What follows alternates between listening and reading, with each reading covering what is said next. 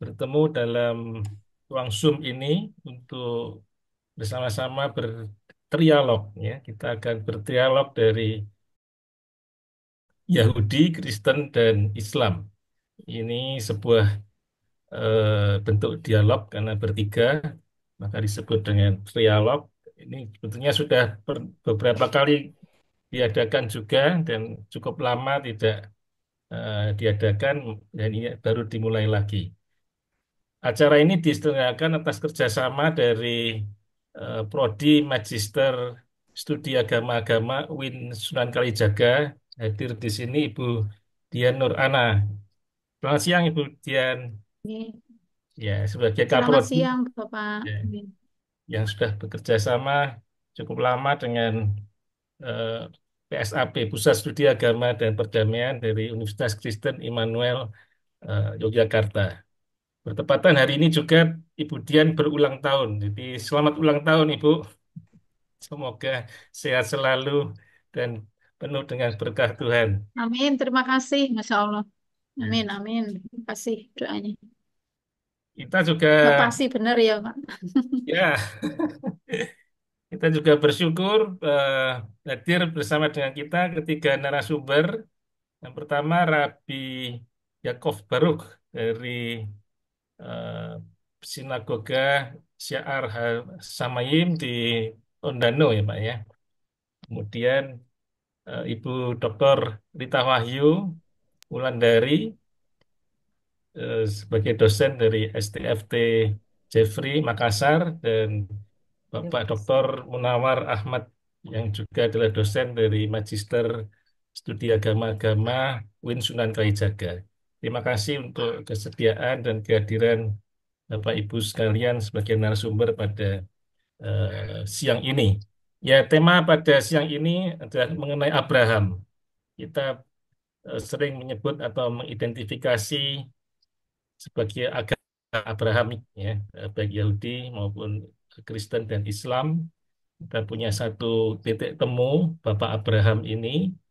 Oleh karena itu kita berharap studi kita pada siang ini bisa menambah saling memahami, saling eh, mempererat hubungan ya, karena kita tahu ketiga agama Abrahamik ini juga tidak bebas dari konflik dan mungkin terus-menerus juga terjadi. Oleh karena itu, kita juga terus berjuang untuk membawa perdamaian di antara ketiga umat. Kita akan bersama-sama mendengarkan dan berdialog atau nanti berdiskusi ya, bagaimana ketika kita menyebut sebagai agama-agama Abrahamik ini kita bisa membawa perdamaian bagi dunia. Sebelum kita masuk ke pemaparan dari para narasumber, kita akan berdoa terlebih dahulu untuk meminta supaya Tuhan benar-benar memimpin dan memberkahi acara kita pada siang ini. Kita akan membahas tentang Abraham. Abraham ini yang hidupnya eh, dari tahun 1813 sebelum Masehi dan 16 sampai 38 sebelum Masehi ya. Kita tentu melihat siapakah Abraham dari sisi sudut pandang Yudaisme atau Yahudi. Nah, menurut tradisi Yahudi, Abraham itu lahir dengan nama Abraham di kota Ur atau di daerah Babilonia pada tahun 1948 dari tahun penciptaan dunia, yaitu kalau dihitung dalam kalender Yahudi atau kalender umum itu sekitar 1813 sebelum Masehi. Abraham ini sendiri adalah putra dari Terah, seorang pedagang berhala ya, atau pembuat berhala. Tapi sejak masa kanak-kanaknya dia mulai mempertanyakan tentang iman ayahnya dan dia mulai mencari kebenaran. Dan sejak itu ia mulai percaya bahwa seluruh alam semesta ini adalah karya dari satu pencipta atau monoteis, konsep Tuhan yang monoteis, dan ia mulai mengajarkan konsep kepercayaan ini kepada orang lain saat itu.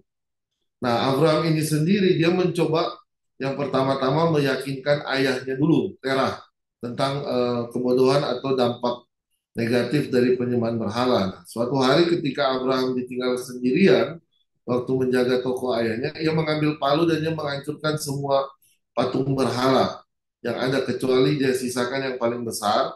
Lalu ia meletakkan palu itu di tangan patung berhala yang terbesar itu. Sehingga ketika ayahnya pulang dan bertanya apa yang terjadi, maka Abraham berkata, berhala itu saling berkelahi, memukul satu sama lain, lalu yang besar itu menghancurkan semua berhala lainnya. Lalu ayahnya sendiri tentu tidak percaya dan berkata, jangan konyol, karena berhala-berhala ini tidak memiliki kehidupan atau kekuatan. Dengan kata lain juga mereka tidak bisa melakukan apapun. Nah, Abraham menjawab, lalu kenapa ayah atau engkau menyembah mereka kalau mereka tidak mempunyai kekuatan? Dan itu membekas di pikiran atau hati ayahnya, yaitu Terah. Nah, kemudian Abraham ini mendapat yang namanya panggilan Tuhan. Ya. Panggilan Tuhan ini akhirnya karena Tuhan melihat hati Abraham yang begitu mulia di saat itu bahwa dia tidak mau menyembah berhala, lalu Tuhan yang satu-satunya pencipta sejati itu yang disembah Abraham, dia memanggilnya dan memberinya tawaran saat itu. Tawaran itu dikatakan kalau engkau mau meninggalkan rumah dan keluarganya, maka aku akan menjadikanmu bangsa yang besar dan memberkatinya. Lalu sesudah menerima tawaran ini, dengan penuh iman, lalu Abraham menerima tawaran ini dan dia meninggalkan tanah kelahirannya, lalu dia pergi ke tanah Kanaan saat itu. Dan ketika dia masuk ke tanah Kanaan, di situ mulai ada perjanjian, perjanjian atau brit, ya. Brit ini ada perjanjian dalam bahasa Ibrani antara Tuhan dengan Abraham untuk kelangsungan keturunannya, yaitu orang-orang Yahudi. Saat itu mulai ditetapkan dan ide tentang perjanjian ini sangat mendasar atau basic buat Judaism tradisional karena perjanjian itu bersifat seperti kontrak. Kontrak yang mana mempunyai melibatkan hak dan kewajiban di kedua belah pihak. Ya, kalau kita tahu sebuah kontrak itu dan dia mengikat dan bangsa Yahudi mempunyai kewajiban tertentu kepada Tuhan sesuai kontrak itu dan Tuhan memiliki kewajiban tertentu juga kepada kita di mana ketentuan Brit ini atau perjanjian ini menjadi lebih eksplisit dari waktu ke waktu. Dia menjadi step by step dan hingga saat pemberian Taurat puncaknya. Dan Abraham sendiri, dia bahkan mengalami 10 ujian iman untuk membuktikan kelayakannya atau membuktikan imannya untuk taat pada perjanjian ini. Salah satu ujiannya itu yaitu meninggalkan rumahnya di Ur. Nah, sini kita lihat sendiri bagaimana 10 ujian Abraham yang dikatakan menurut Rambam atau Rabbi Moshe dan Maimon. Yang pertama itu ujian yang dihadapnya itu berangkatnya dia dari Haran ke Kanaan. Jadi dari Ur dia ke Haran, lalu dia ke Kanaan. Dan ke ujian kedua itu yaitu kelaparan yang harus dihadapinya. Dan yang ketiga ujian dibawanya istrinya Sarah ke depan Firaun. Yang keempat ada ujian pertempuran antara 4 melawan 5 raja di lembah Salem. Ya. Kemudian yang kelima itu Abraham mengambil Hagar sebagai istri. Itu juga sebuah ujian. Yang keenam ada ujian di mana Abraham diminta melakukan brit milah atau sunat pada saat dia sudah berusia 99 tahun. Dan yang ketujuh Raja Gerar mengambil Sarah sebagai ujian. Dan yang ke-8 di mana Tuhan ini ujian salah satu ujian yang sangat sulit ketika Tuhan menyuruh Abraham untuk mengusir istrinya itu Hagar atau pasangannya saat itu karena hal ini sangat bertentangan dengan keinginan hatinya, keinginan Abraham ini. Baru ada 2 hal lagi ujian yang sangat besar yaitu ketika pengusiran Ismail anaknya dan yang ketiga itu ujian pengikatan Yitzhak atau perintah untuk membawa anaknya untuk dikurbankan di Bukit Moria. Ini 10 ujian yang sangat berat yang harus dilewati oleh Abraham untuk dia membuktikan imannya kepada Sang Pencipta, ya, kepada Tuhan.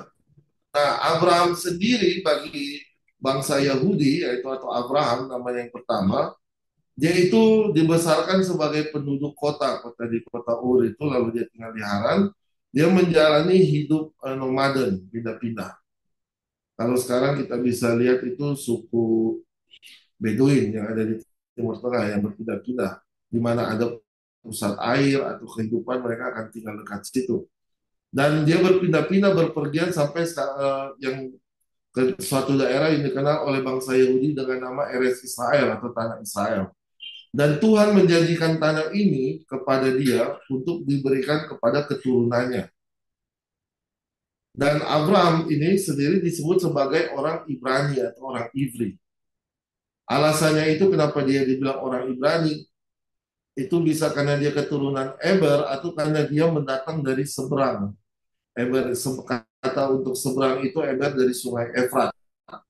Artinya dia datang atau dia berpindah. Pindah dalam bahasa Arab, kalau bisa saya pindah, dia hijrah, dia berpindah masuk ke tanah Kanaan. Dan Abraham ini sendiri, dalam tradisi Yahudi, dia adalah orang Yahudi yang pertama. Makanya dia disebut Abraham Avinu atau Abraham Bapa kami, atau Bapa kami Abraham. Ini menandakan dia adalah nenek moyang biologis, ya, bukan cuma nenek moyang secara iman, tapi dia nenek moyang biologis orang Yahudi dan bapak Yudaisme. Dan bahkan dia diimani sebagai orang Yahudi pertama. Jadi orang Yahudi pertama itu orang yang convert, yang konversi, bukan yang lahir secara Yahudi. Tapi orang yang tadi saya katakan tadi mau keluar dari daerahnya dan masuk ke dalam tanah Kanaan untuk mendengar panggilan Tuhan. Selanjutnya, kalau bicara Abraham itu kita akan bicara tentang keturunannya. Nah, sebelum dia memiliki keturunan, di usia tua dia punya sifat manusiawi seperti orang-orang lainnya ketika dia mulai merasa khawatir karena tidak memiliki anak. Dan juga dia semakin tua dan istrinya yang terkasih itu Sarai tahu bahwa dia sudah melewati usia subur. Sehingga Sarai berinisiatif menawarkan hamba perempuannya itu yaitu Hagar sebagai istri untuk Abram supaya bisa melahirkan seorang putra atau melahirkan seorang keturunan bagi Abraham. Karena ini merupakan suatu hal yang sangat penting di kebudayaan Timur Tengah itu untuk memiliki keturunan, melanjutkan keluarga tersebut. Dan ini juga adalah praktek yang umum ya di wilayah tersebut di mana Abraham hidup berpindah-pindah. Dan menurut tradisi Yahudi yang perlu dipahami bahwa Hagar ini sendiri adalah seorang putri Firaun, bukan sembarangan manusia atau sembarangan orang yang dikatakan budak atau budik, tapi dia seorang putri raja, dalam hal ini raja Mesir yaitu Firaun, yang diberikan sendiri oleh Firaun kepada Abraham waktu Abraham datang dengan Sarah ke Mesir. Saat itu di Midras dikatakan Firaun berkata, lebih baik putriku jadi pelayan di negerimu daripada jadi putri di tanahnya sendiri yaitu Mesir. Dan bahkan Hagar dia melahirkan seorang putra bagi Abraham yang dikenal dengan nama Ishmael. Dan menurut tradisi Muslim dan Yahudi sendiri atau Yahudi dan Muslim bahwa Ishmael ini adalah leluhur orang Arab, nenek moyangnya. Nah, dari mana keyakinan tersebut? Karena ada satu perempuan yang menjadi misteri juga yang dijadikan pasangan oleh Abraham, yaitu Ketura, di mana Ketura ini yang kemudian melahirkan bangsa Midian. Nah, bangsa Midian ini yaitu yang bangsa Arab Saudi sekarang. Sehingga dan dalam Midras dikatakan bahwa Hagar dan Ketura adalah orang yang sama, bukan berbeda. Kenapa dia kemudian bernama Ketura? Karena pada waktu Hagar diusir, ketika jauh di tempat pengusiran, dikatakan dia bertobat, mengiman kepada Tuhan Abraham, dan dia ketika dia dengar Sarah sudah meninggal, dia kembali datang dan dinikahkan lagi oleh Abraham. Makanya dia menjadi Ketura. Dan ketika Abraham berusia 100 tahun dan Sarah berusia 90 tahun, lalu Tuhan menjanjikan kepada Abraham seorang putra dari Sarah istrinya. Di mana saat itu Hashem Tuhan mengubah nama Abraham menjadi Abraham, artinya ayah atau bapak yang memiliki banyak keturunan, dan Sarah diubah menjadi Sarah. Artinya dari putriku Sarah Shelley itu menjadi putri Sarah. Sarah melahirkan seorang putra lagi bagi Abraham yang diberi nama Yitzhak. Yitzhak ini yang kemudian artinya berasal dari kata tawa. Dan ini mengungkapkan kegembiraan Abraham karena dia memiliki lagi seorang putra di usia tuanya. Makanya dia tertawa bahagia dan anak itu diberi nama Yitzhak karena Abraham tertawa ketika dia memiliki anaknya tersebut. Dan Yitzhak sendiri ini adalah leluhur atau nenek moyang dari orang orang Yahudi atau bangsa Yahudi. Jadi kalau dari Ismail itu untuk pihak orang Arab, dari orang Yahudi ini Ishak. Makanya orang Yahudi saat ini sering menyebut orang Arab itu sebagai sepupu atau cousins, Bene Dodim. Bene Dodim artinya keturunan dari bibi atau tante. Nah, selanjutnya setelah keturunan di sini ada kita bicara salah satu brit atau perjanjian yang penting yaitu Brit Mila atau sunat.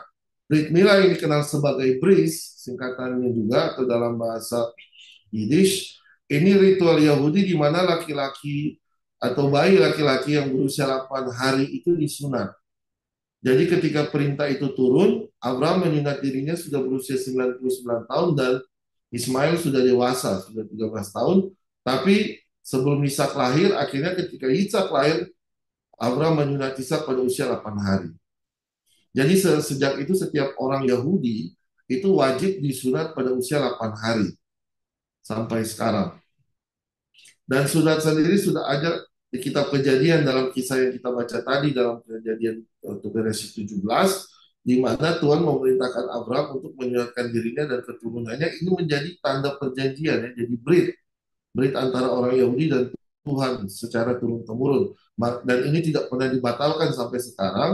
Dari brit itu yang kita kenal dengan Brit Mila, karena ini tentang perjanjian Milah, ya, perjanjian kulit khatan yang harus dikerat atau dipotong. Yang paling terkenal kalau kita membahas tentang Abraham yaitu tentang akedah Yitzhak atau pengikatan Ishak. Akedah di sini atau pengikatan Ishak ini adalah bagian dari Taurat di mana yang berhubungan dengan kebanyakan orang saat Rosh Hashanah, yaitu meskipun Ishak yang diikat, tapi ini adalah sebuah ujian bagi Abraham. Ujiannya Tuhan mau meminta melihat apakah Abraham bersungguh-sungguh menaati dia. Referensi ini muncul di seluruh liturgi Rosh Hashanah atau di Tahun Baru. Makanya kenapa di Rosh Hashanah ditiup shofar atau tanduk dari domba jantan, karena pada saat akedah Ishak, saat itu Tuhan mengganti Ishak dengan domba jantan yang tanduknya terikat. Di situ makanya orang Yahudi menggunakan tanduk dari domba jantan kira-kira seperti ini untuk dijadikan sebagai shofar untuk ditiup. Tapi ada juga bentuk shofar yang lain dengan antilop atau rusa Yaman, tapi yang harus kosher itu untuk mengingat kisah akedah ini digunakan tanduk domba jantan tadi. Nah, dalam Talmud Sanhedrin 89 itu ada akedah itu dikatakan reaksi atas kegagalan Abraham untuk memberikan korban kepada Hashem setelah kelahiran Ishak, di mana Rabbi Yossi ben Simra mengatakan bahwa saat itu setan mempertanyakan kedalaman kesetiaan Abraham kepada Tuhan. Jadi setan mencobai Abraham. Dia bilang, sedalam apa kamu takut kepada Hashem, pada Tuhan? Oleh karena itu Tuhan berusaha membuktikan kepada setan bahwa dia salah dengan dia memerintahkan Abraham untuk memberikan korban yang tertinggi, yaitu putranya sendiri. Dan Abraham lulus ujian itu, di mana akhirnya tidak jadi dikorbankan di saat itu, tapi tadi diganti menjadi domba. Dan di dalam Targum Yonatan itu ada percakapan sendiri antara Ismail dan Ishak, di mana Ismail saat itu mengatakan, aku lebih saleh, ya, aku lebih religius daripadamu, dia bilang ke Ishak, karena aku disunat ketika berusia 13 tahun. Saat dia sudah dewasa, dia sadar. Dan kalau aku ingin menolak, aku tidak akan menyerahkan diriku untuk disunat. Itu kebanggaan Ismail, dia ceritakan ke Ishak. Tapi Ishak saat itu menjawab dengan, karena dia tidak mau kalah, dia bilang, bukankah aku sekarang sudah berusia 37 tahun? Jadi ketika Ishak berusia 37 tahun, dia katakan saya sudah 37 tahun, lebih dari 30 tahun, maka jika yang Maha Kudus, terpujilah dia, menuntut semua anggota tubuhku, aku tidak akan ragu. Jadi bukan cuma sunat dia akan serahkan kepada Tuhan. Tapi ucapan ini yang didengar oleh Sarah saat itu, diambil oleh malaikat, dibawa ke Hashem, ke surga, dan akhirnya Tuhan menuntut ucapan Ishak dengan memuji Ishak juga dengan akedah ini. Apa dia benar-benar mau menyerahkan anggota tubuhnya? Dan ketika Sarah tahu bahwa Abraham, makanya ketika Sarah melihat Abraham mengambil Ishak untuk membawa dikorbankan di Bukit Moria, saat itu Sarah menangis terseduh-seduh sampai dia meninggal dunia. Karena dia tahu bahwa Ishak akan dikorbankan. Dia tidak tahu akhirnya Ishak tidak jadi dikorbankan. Makanya ketika Abraham dipanggil oleh Tuhan, dia memuji Tuhan menguji Abraham dan dia berkata, Abraham. Dan Abraham berkata, ini aku, Hineni. Jadi saat dia berkata, inilah aku, itu dia siap untuk diuji oleh Tuhan. Jadi ada dua orang yang diuji di dalam peristiwa aqidah Ishak ini, Abraham sendiri dan Ishak itu. Karena dia sudah berusia 37 tahun waktu dia dibawa ke Bukit Moria. Jadi dia bukan usia anak-anak ya, tapi dia usia 37 tahun. Dan yang terakhir yang kita akan bahas di sini yaitu tentang kematian Abraham. Abraham meninggal sendiri dalam usia 175 tahun dan dia dimakamkan bersama-sama oleh Ismail dan Ishak, kedua anaknya, di tempat yang sama dengan istrinya Sarah di Gua Makapela di Hebron yang dibeli sendiri oleh Abraham ke orang-orang setempat.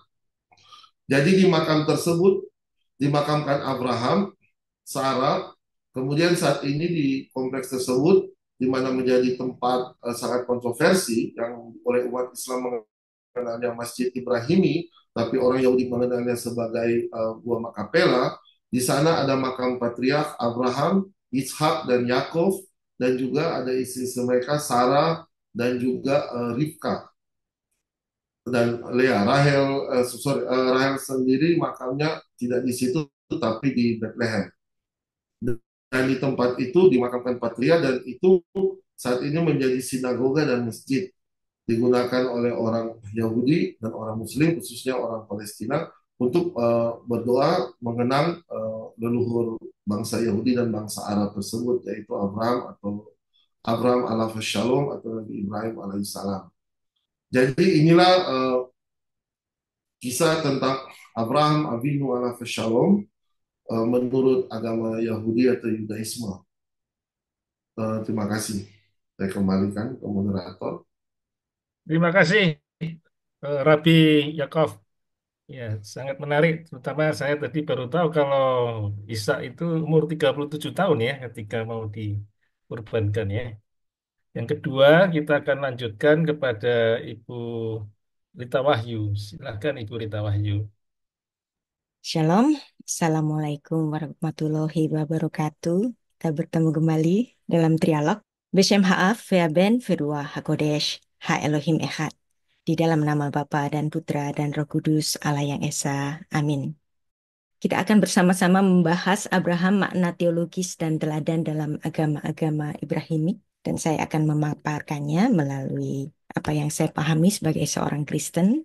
Dan saya senang sekali ketika kita membicarakan kitab Torah dan ketika kita bicara tentang kitab Torah, baik dia adalah Yahudi, Kristen, dan Islam, kita bersama-sama sebagai anak-anak Abraham. Dan ketika membuka Torah, tentu saja hal yang paling mendasar adalah pada kitab Kejadian, Bereshit. Kita perlu mengetahui bahwa kitab Torah adalah kitab yang diwahyukan tidak hanya di dalam kata-kata dan kalimat, tetapi Torah diwahyukan dalam huruf.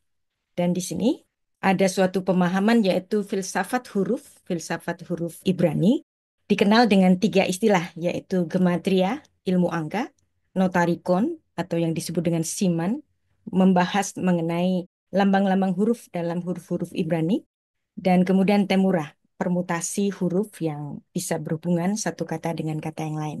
Mengenai kitab Torah, kalau ditinjau dari ilmu gematria, Taf nilainya 400, Vav nilainya 6, dan seterusnya. Kalau di total, jumlahnya adalah 611, dan ini berhubungan dengan kata Ibrani yang lain, yaitu Ashish. Ashish yang artinya fondasi atau dasar, sehingga Torah adalah menjadi dasar kepercayaan kita, anak-anak Abraham, baik dia Yahudi, Kristen, dan Islam. Dan ketika kita bicara mengenai Torah, kita bicara tentang global konteks. Dan ketika Torah itu sudah diterjemahkan, maka selalu akan terjadi loss in translation. Bukan salah terjemahan, tetapi loss in translation. Ada banyak kata-kata yang tidak dapat secara tepat dialihkan kepada bahasa Indonesia maupun bahasa Inggris. Maka setiap dari kita lebih baik membaca Torah dalam bahasa aslinya. Karena Torah diwahyukan di dalam huruf, kalau hurufnya berganti, maka tentu saja itu sudah berganti. Dan saya sangat menyukai apa yang dituliskan oleh Profesor Komarudin Hidayat, yang beliau menyatakan bahwa terjemahan adalah tafsir. tafsir terpendek. Torah diwahyukan dalam bahasa Ibrani. Al-Quran diwahyukan dalam bahasa Arab. Dan apabila Torah diterjemahkan, itu sudah bukan Torah lagi, tetapi terjemahan Torah. Demikian juga Al-Quran. Kalau Al-Quran diterjemahkan, maka itu sudah bukan Al-Quran lagi, tetapi terjemahan Al-Quran.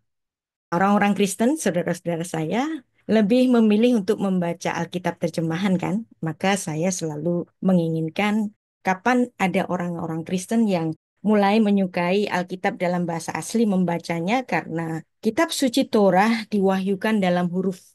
Dan bicara mengenai kitab pertama dari Torah, Bereshit, itu bicara mengenai silsilah, dan silsilah ini sangat penting sekali menurut Torah. Dan bahkan tokoh apa saja yang ada di Torah itu bisa ditelisik, bisa dirunut asal-usulnya bahkan sampai Adam. Seperti namanya Bereshit, kitab pada mulanya, membicarakan semua silsilah yaitu genealogi. Yang pertama tentu saja genealogi langit dan bumi. Itu ditulis dalam Kejadian 1 ayat 1 dan itu menjadi dasar dari monoteisme. Kenapa tiba-tiba ada deklarasi hukum Shema? Shema Israel Adonai, Eloheinu Adonai Echad. Di mana dasarnya? Dasarnya tentu saja di dalam ayat pertama dalam kitab Torah itu, yaitu Kejadian 1 ayat 1, Bereshit 1 ayat 1, dan kemudian ada genealogi apa saja, you name it. Genealogi api dan air, genealogi bahasa, huruf dan angka, genealogi cakrawala, genealogi manusia, genealogi hujan, genealogi bangsa-bangsa yang berbeda, bahasa-bahasa yang berbeda, semuanya ada di kitab Kejadian. Dan tentu saja ada runutan genealogi orang-orang pilihan yang dimulai dari Abraham.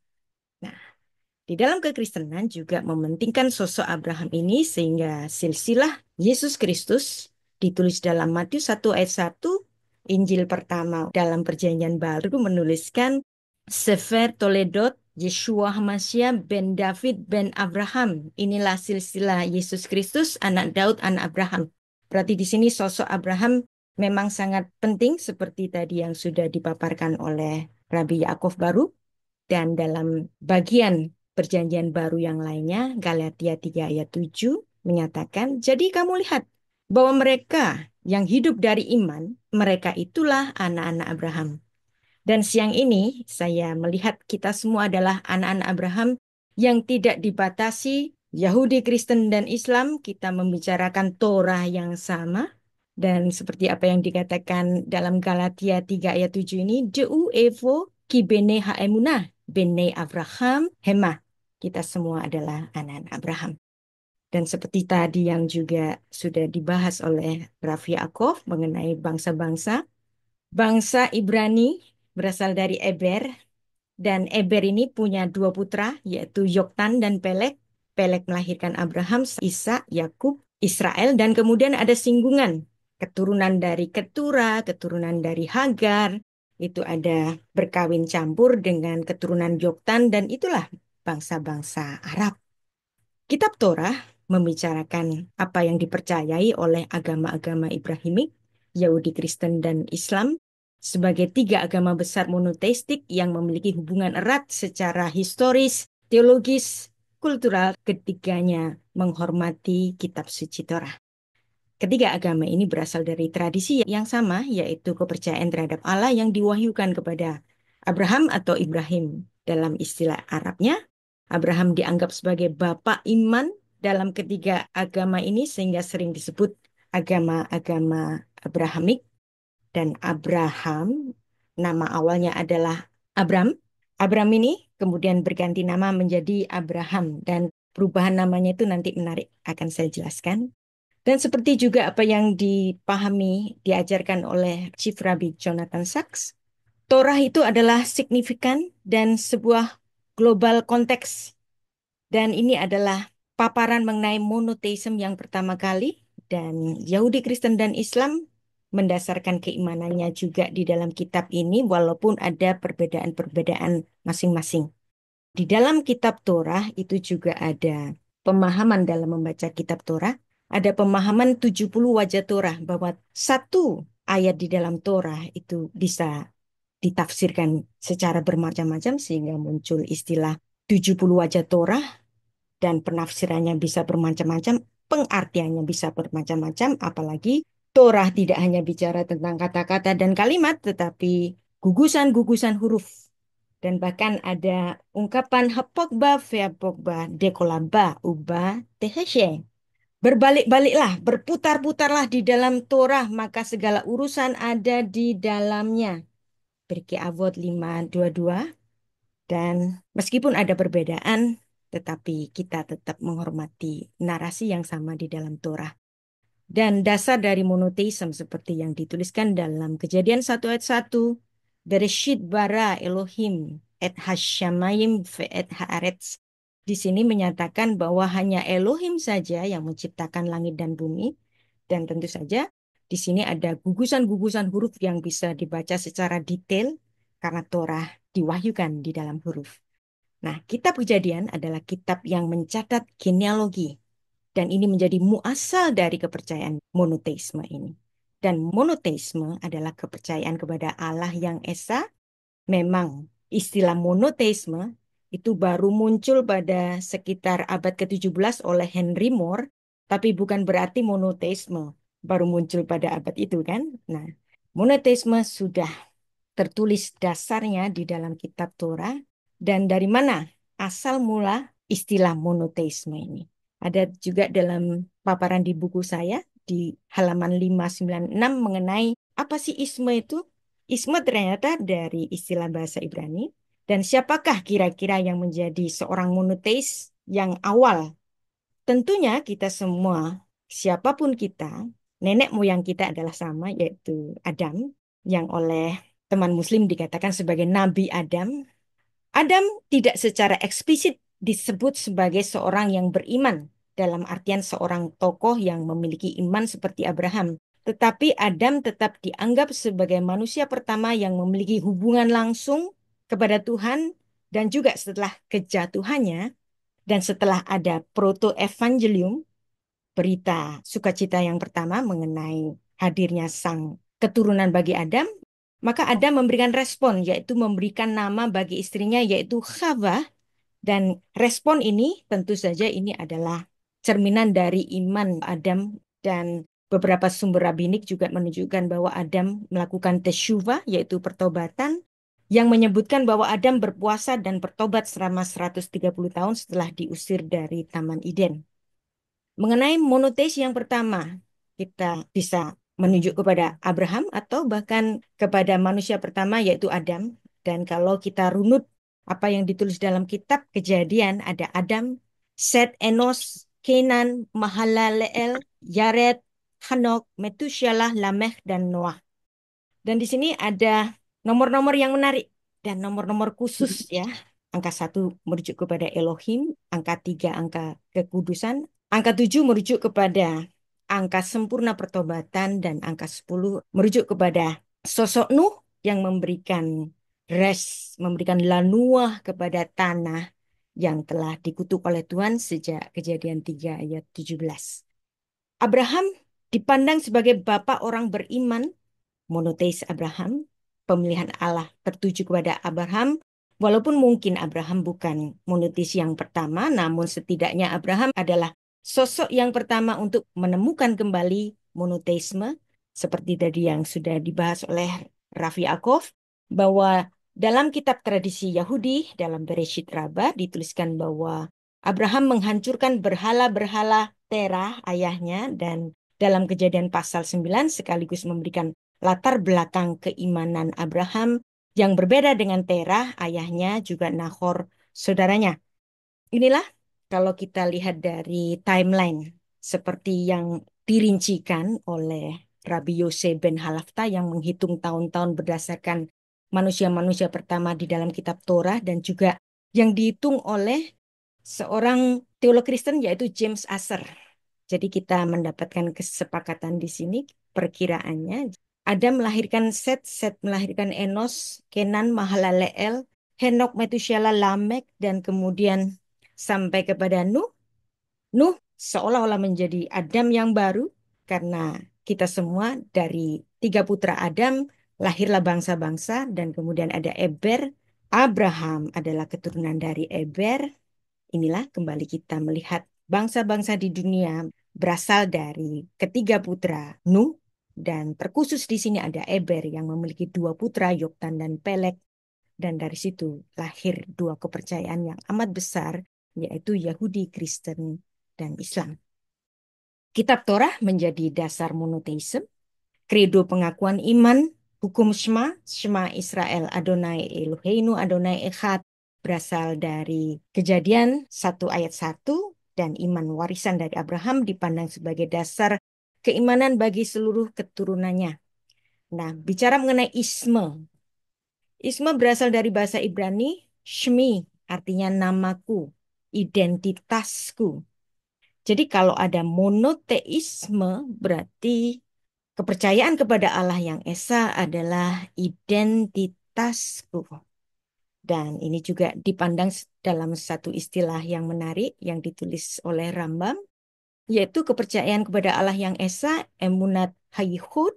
Akhiran isme ini menandakan suatu paham atau ajaran dan kepercayaan. Dan yang menarik, kita akan membahas nama Abraham yang awalnya yaitu Abram. Abram ini lekat dengan pernyataan dari orang-orang Israel yang menyatakan demikian.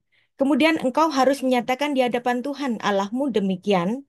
Orang-orang Israel menyatakan, Bapakku dahulu adalah orang Aram.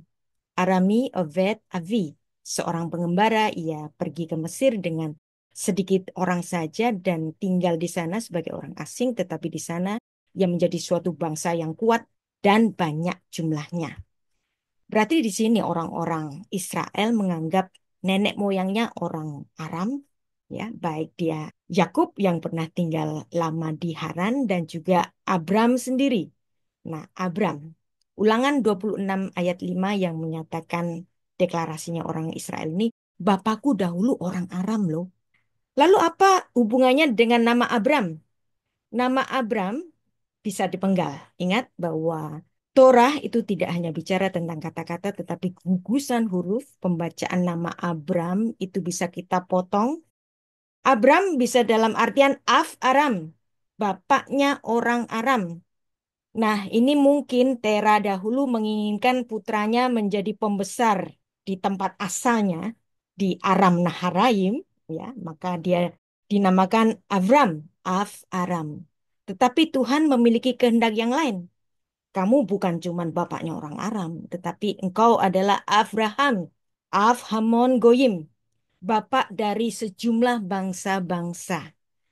Jadi inilah tempat asal dari Abram, yang dia lahir di Ur, kemudian dengan Tera berpindah di Haran, dan ini masih dalam wilayah Aram Naharaim. Sesuai dengan namanya, ketika itu dia memang Abram, bapaknya orang Aram.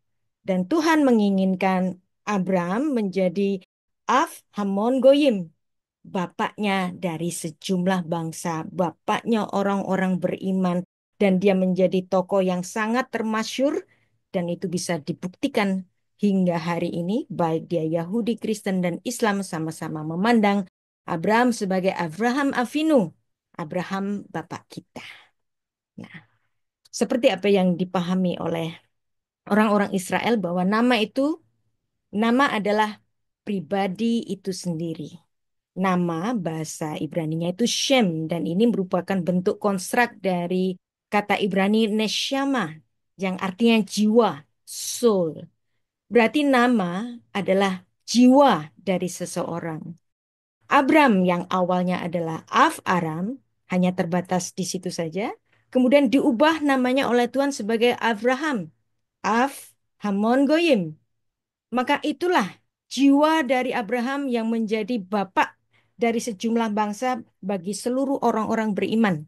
Apa yang saya paparkan di sini juga banyak bersinggungan dengan beberapa kelas yang sudah saya ampu, yang saya upload di YouTube, yaitu Parashat Yitro.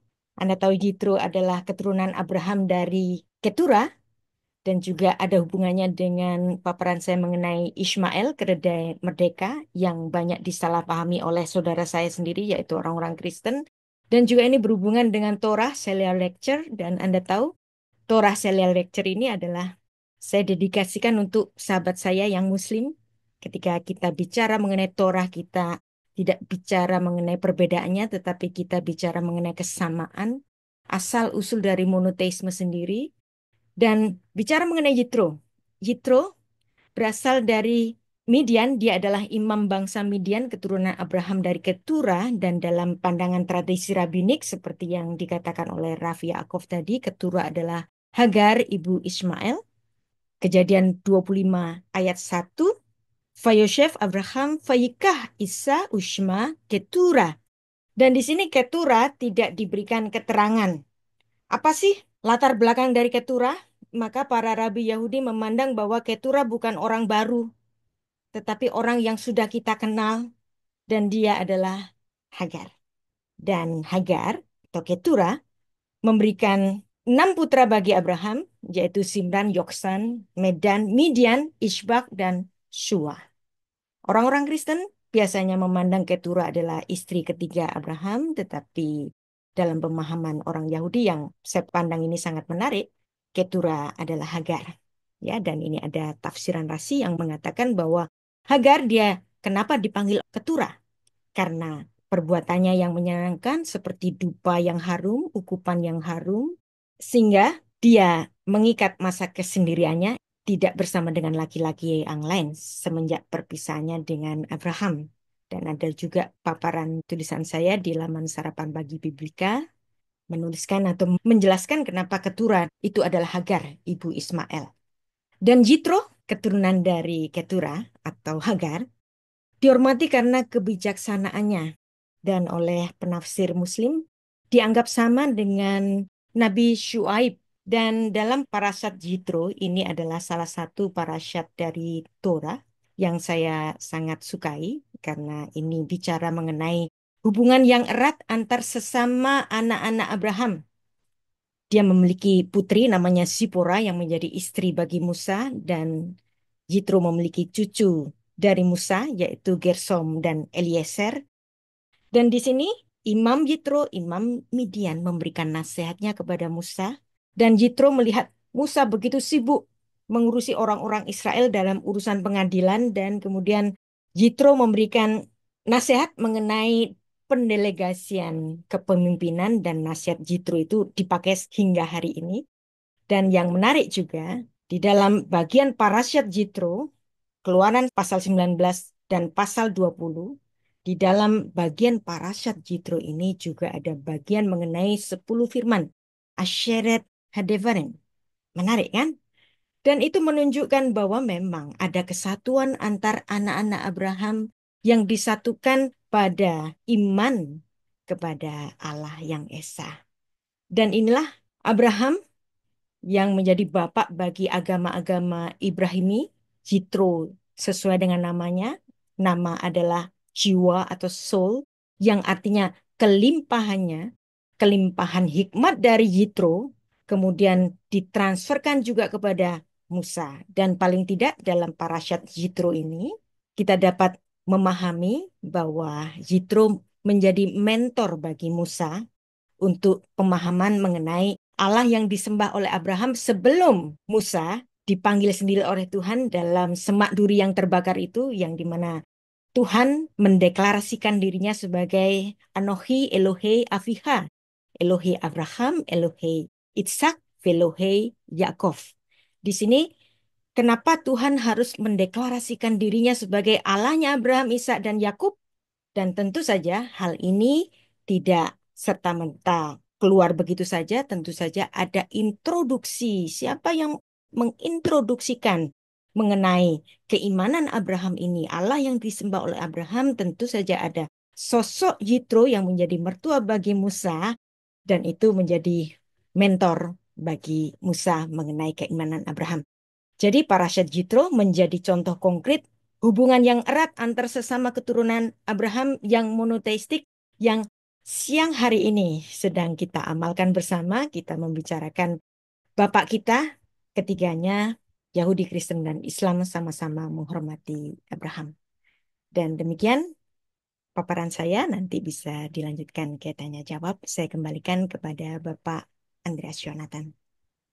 Tuhan memberkati. Shalom. Kita akan lanjut ke sesi yang ketiga, presentasi dari Pak Munawar Ahmad. Kami persilahkan, Pak. Terima kasih. Assalamualaikum warahmatullahi wabarakatuh. Bapak Ibu yang saya hormati, yang mengikuti Zoom juga. Saya mungkin berbeda dari Bapak dan Ibu tadi ya, dari Raffi Baruch dan juga Ibu. Tampaknya sangat kuat dari genealogi dan berbasis pada kitab suci gitu. Kemudian juga kita belajar hermeneutika huruf ya dari Ibu tadi terkait dengan pekerjaannya penamaan dan pemaknaan dalam historisitas itu. Saya mungkin lebih pada kontekstual kontemporer saja gitu ya. Mengapa trialogi ini diperlukan gitu? Karena menurut saya dalam pandangan saya cukup menarik untuk dibahas. Spirit reciprocity tadi sudah dijelaskan secara epistemologi maupun secara teologi ya, bahwa posisi agama Abrahami ya penting gitu, sangat kuat dan sangat dihormati oleh semua agama kontemporer saat ini, gitu, terutama agama Samawi, agama yang berasal dari wahyu. Jadi apa namanya, kontinuitas dari agama ini sangat erat dengan wahyu dan semua yang dijelaskan tadi semuanya tersimpan di dalam kitab suci masing-masing gitu. Ya, saya mencoba melihat begini, Bapak Ibu, kenapa kita membicarakan itu? Karena dunia ini ternyata dihuni oleh manusia beragama dan agama itu ternyata berasal dari turunan atau diversifikasi dari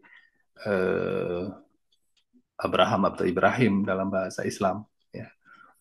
Mereka menguasai teritori yang cukup luas dan teritori ini tentu secara kontemporer kekinian menjadi basis kita kenapa kita harus melakukan reciprocity ya, berteman, bersahabat. Karena dalam sejarah masing-masing kita menyaksikan sendiri gitu dalam sejarah agamanya tentu ada, kita tidak hanya berpikir bahwa ajaran agama itu semuanya penuh dengan malaikat gitu. Ternyata tidak ya. Sejarah agama juga diwarnai saling membunuh baik internal agama, internal sekte maupun juga dengan agama lain. Meskipun sekali lagi meskipun sama-sama dari satu ayah gitu ya. Nah, ini mungkin kita coba telusuri kenapa satu ayah berkelahi gitu. Dan ini kalau kita tadi mendengarkan penjelasan masing-masing dari pemuka agama, semuanya indah ya, semuanya bagus, semua istimewa gitu. Tidak salah dan dengan epistemologi masing-masing diperkenankan itu gitu. Tapi pada prakteknya terlihat sekali gitu ya. Mereka menguasai anaknya pada ruang yang sangat potensial menjadi konflik dan akhirnya menjadi konflik ini gitu sampai dulu sampai kini. Sampai sekarang ada konflik yang tidak pernah terselesaikan dan tidak akan diselesaikan, yaitu konflik Israel dengan Palestina. Itu tidak akan diselesaikan dan tidak akan selesai. Tentu ini kalau dilihat basisnya pada penjelasan tadi ya. Semua punya klaim yang sangat unik gitu terhadap agamanya. Unik menurut kita mungkin berbeda, mungkin salah, tapi menurut klaimnya benar dan itu kita harus hargai. Gitu. Di sini terlihat sekali varian agama sesuai dengan demografi ini sangat besar ya. Islam wilayahnya kelihatan warna kayak hijau pupus gitu, kemudian selainnya Kristen, selain yang lain lagi. Sementara Yahudi itu sedikit gitu. Walaupun sedikit Yahudi ini atau kelompok ini atau apapun yang mereka sebut itu menjadi global elite yang menentukan ini semua gitu. Ya, jadi kita melihatnya pada praktiknya gitu. Nah, ini juga saya menemukan demografi. Ternyata manusia sehari-hari juga menjadikan agama ini perbincangan dalam menentukan keputusan. Indonesia cukup tinggi ya, 93%. Di Indonesia itu keputusannya selalu related atau preferensinya agama. Ya, artinya apa? Konflik agama sangat mengerikan di Indonesia karena semua persoalan selalu dikaitkan dan terkait dengan agama. Ya, ini artinya mudah sekali diguncang konflik, apalagi tadi ya tiap klaim-klaim itu yang dimiliki oleh agama masing-masing menyatakan bahwa saya paling bagus, saya paling benar gitu. Ya sudah, kalau terus kayak itu terjadi di tengah masyarakat yang sangat sensitif dengan atau sangat sensi dengan agama, potensi ini kalau kita tidak dipahami secara benar itu tentu akan menurut saya cukup berbahaya ke depan ini. Makanya tadi inisiasi untuk triologi ini sangat menarik gitu ya, dalam rangka mencoba pemahaman bukan pada ranah teologi lagi gitu. Ya, karena untuk teologi masing-masing kitab suci sudah menjelaskannya, walaupun juga memfalsifikasi beberapa cerita masa lalu gitu. Jadi kalau dilihat kajian inter kitab suci ya, inter sacred text, itu kan Taurat dikritik oleh Injil, Injil dikritik oleh Al-Quran, Al-Quran juga mengkritik Taurat, beberapa cerita-ceritanya. Nah, kalau demikian, apakah lantas dengan kritik-kritik itu, kalau ketemu secara sosial, kita menyalahkan mereka? Tentu tidak, kan? Pada ranah teologi, itu bekerja dalam ruang pengetahuan yang menjadi preferensi pribadi, gitu. Tapi akhirnya ternyata pada praktiknya bukan lagi persoalan pribadi dan tidak pribadi. Ketika sistem dan sudah menguasai ranah dan tanah dan kekuasaan kapital, agama yang tadi kita sebutkan sangat indah itu berubah menjadi suatu monster yang sangat mengerikan gitu ya. Ini adalah agama yang kita lihat dalam tradisinya ada Abrahamic, Stronic, ya, Dharmaic dan Taoic. Ini yang saya coba lihat aja di digital liberal ya. Jadi kita ternyata Abraham itu berdampingan dengan Stronic, ya, agama-agama yang berbasis pada alam, kemudian ada Hindu gitu ya, dan Tao gitu. Mereka bersinggungan ini tiga tradisi atau civilization agama itu gitu ya. Nah, yang paling khusus adalah pada Abraham atau Ibrahim yang kita akan Ibrahim alaihissalam yang kita akan bicarakan di sini sebetulnya bagaimana harus menyelesaikannya gitu ya. Karena kalau kita hanya memamerkan ajarannya ya nggak ketemulah kita ya. Titik temunya di mana? Semuanya bagus kok, semuanya indah, semuanya punya kekuatan emosional gitu ya. Nah ini kita sudah bicara tadi ya, sejarah ini sudah dijelaskan oleh Raffi dan Ibu tadi ya. Memang ya ini sejarah yang common aja sih. Saya menceritakan gini, ada buku yang menarik menurut saya temukan dari Killer of God ya, Killing of God. Jadi di buku ini bercerita sebetulnya agama-agama ini pada intinya penuh dengan konflik gitu, relasionalnya konfliktual. Kenapa? Karena dia bertemu dengan sumber daya, ketemu dengan wilayah gitu ya. Maka tak heran kalau di situ terjadi violence, ya, persecution gitu, perang, kemudian juga perebutan tanah gitu ya, site ada ruang ibadah yang diperebutkan gitu ya. Sampai sekarang ruang ibadah antara Palestina dengan Israel juga masih diperebutkan itu dan satu sama lain mengklaim itu ya. Nah, kemudian juga ada religious freedom, keinginan untuk dibebaskan karena Islam juga pernah mengalami penindasan pada kewilayahan ketika kekhalifahan Utsmani di Persia juga menindas orang-orang Kristen dan Yahudi gitu. Itu diakui lah dalam sejarah gitu. Cuma persoalannya apa ini akan kita ulangi lagi ke depan dengan saling melakukan klaim teologi benar masing-masing. Tentu kan menurut saya itu harus dikoreksi lagi gitu. Karena menurut buku ini berbahaya kalau itu dipelihara. Gitu. Sementara politik memang memelihara ini gitu ya.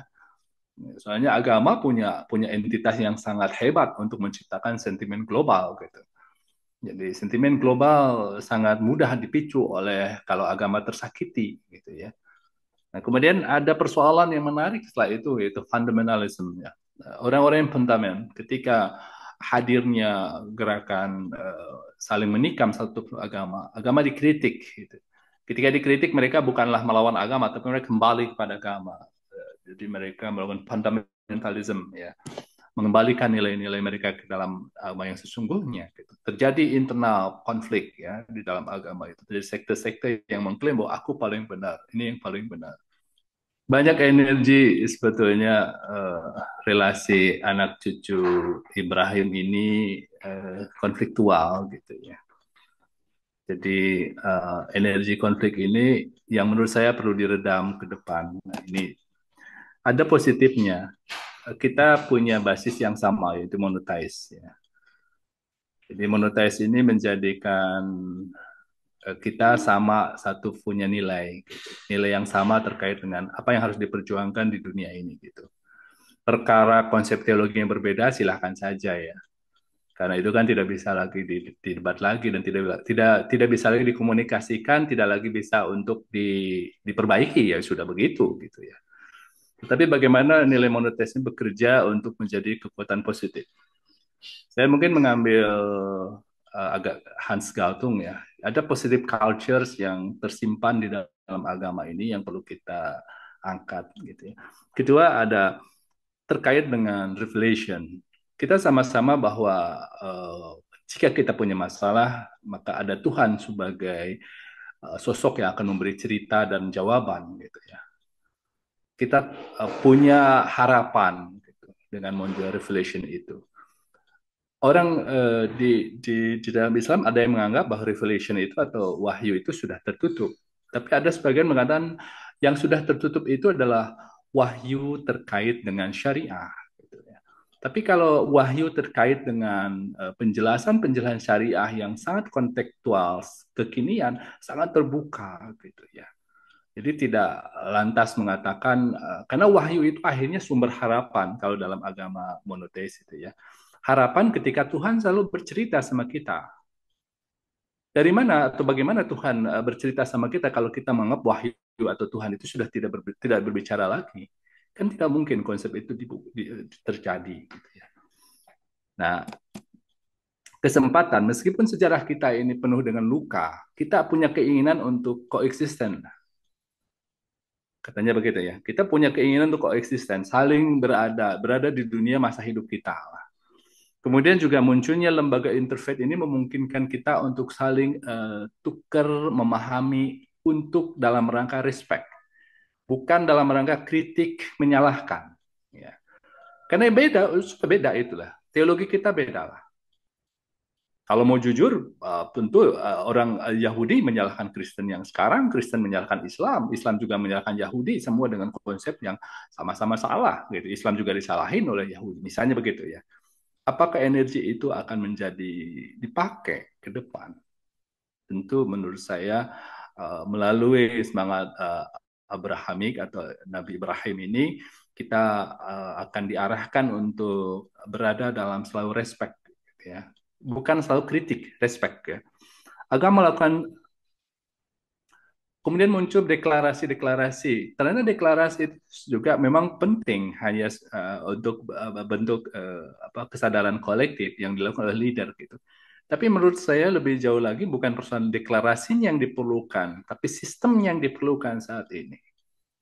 Sistemnya apa? Deklarasi itu hanya gerakan wacana, terhenti pada popularitas tokoh tertentu gitu. Tapi kita masih berkelahi sampai sekarang.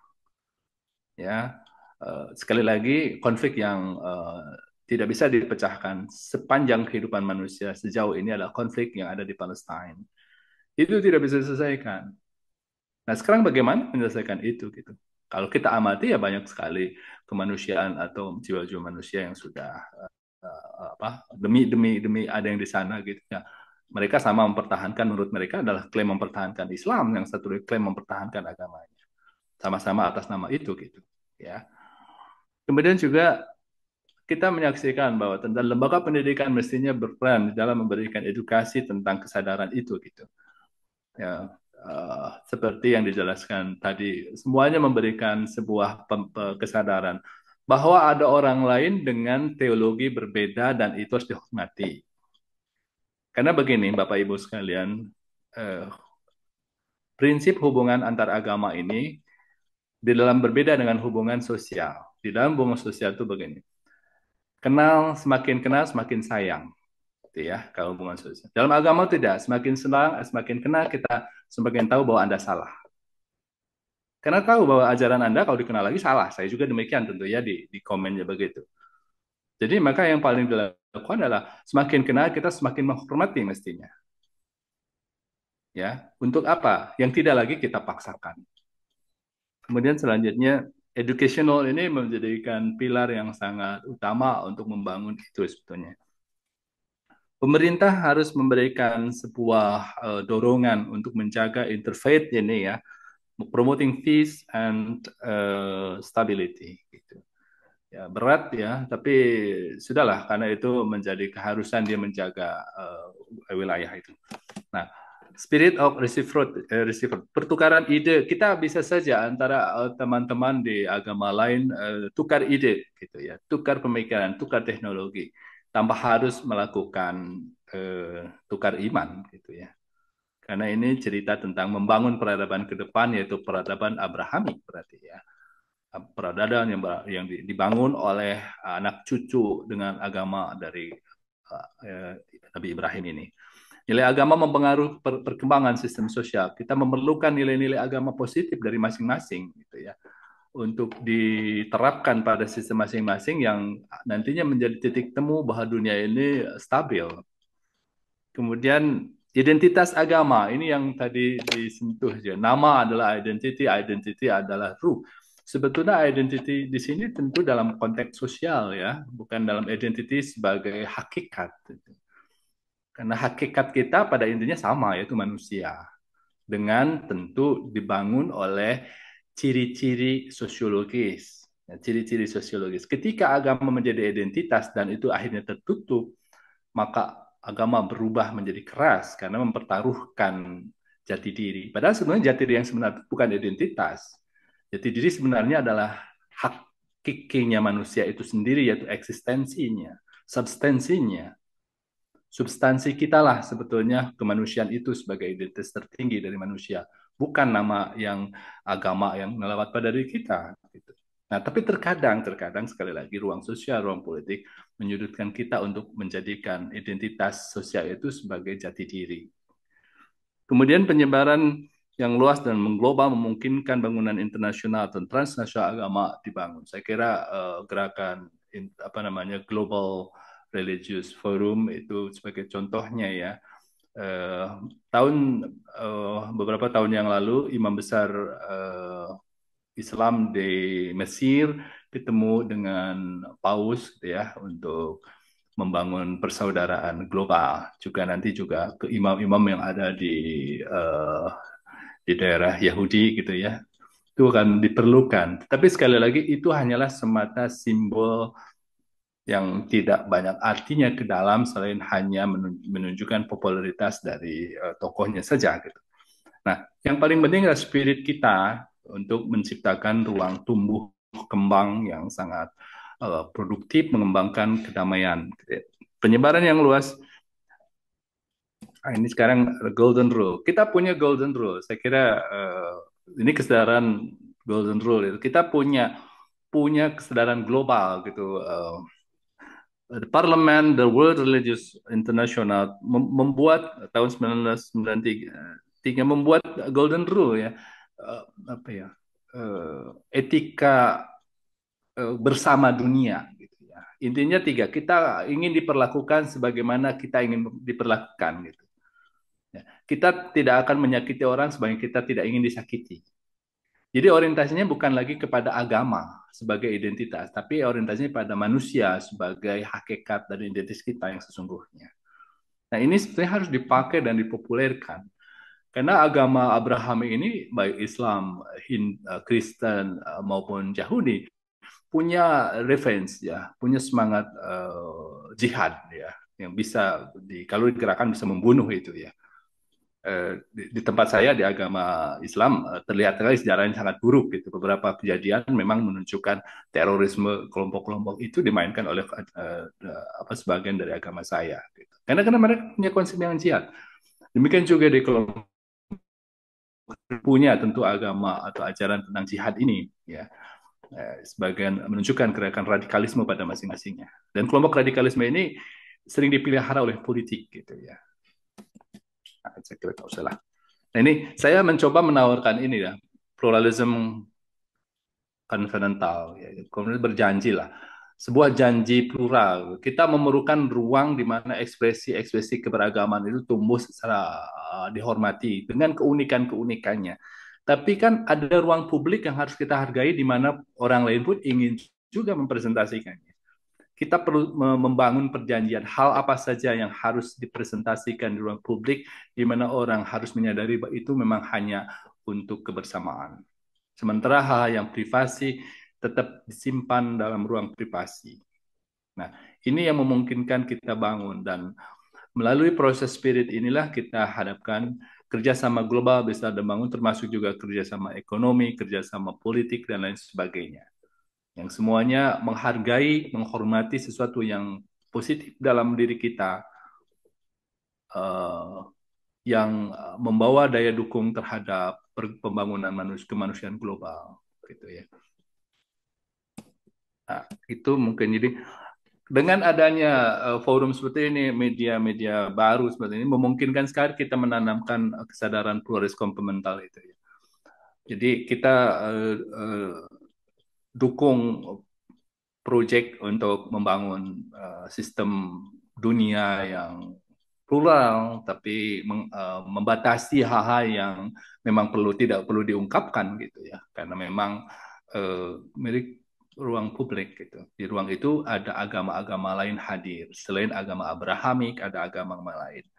Kehadiran mereka sekali lagi bukan hanya sebagai manusia untuk mencapai Tuhannya, tapi mereka hadir sebagai manusia yang mencari dan punya sumber daya, berpotensi berkelahi sangat tinggi. Ke depan kalau ini tidak dikedepankan, saya yakin konflik atas nama agama dan mengatasnamakan agama tidak bisa dihindari. Apalagi dunia semakin seperti ini ya.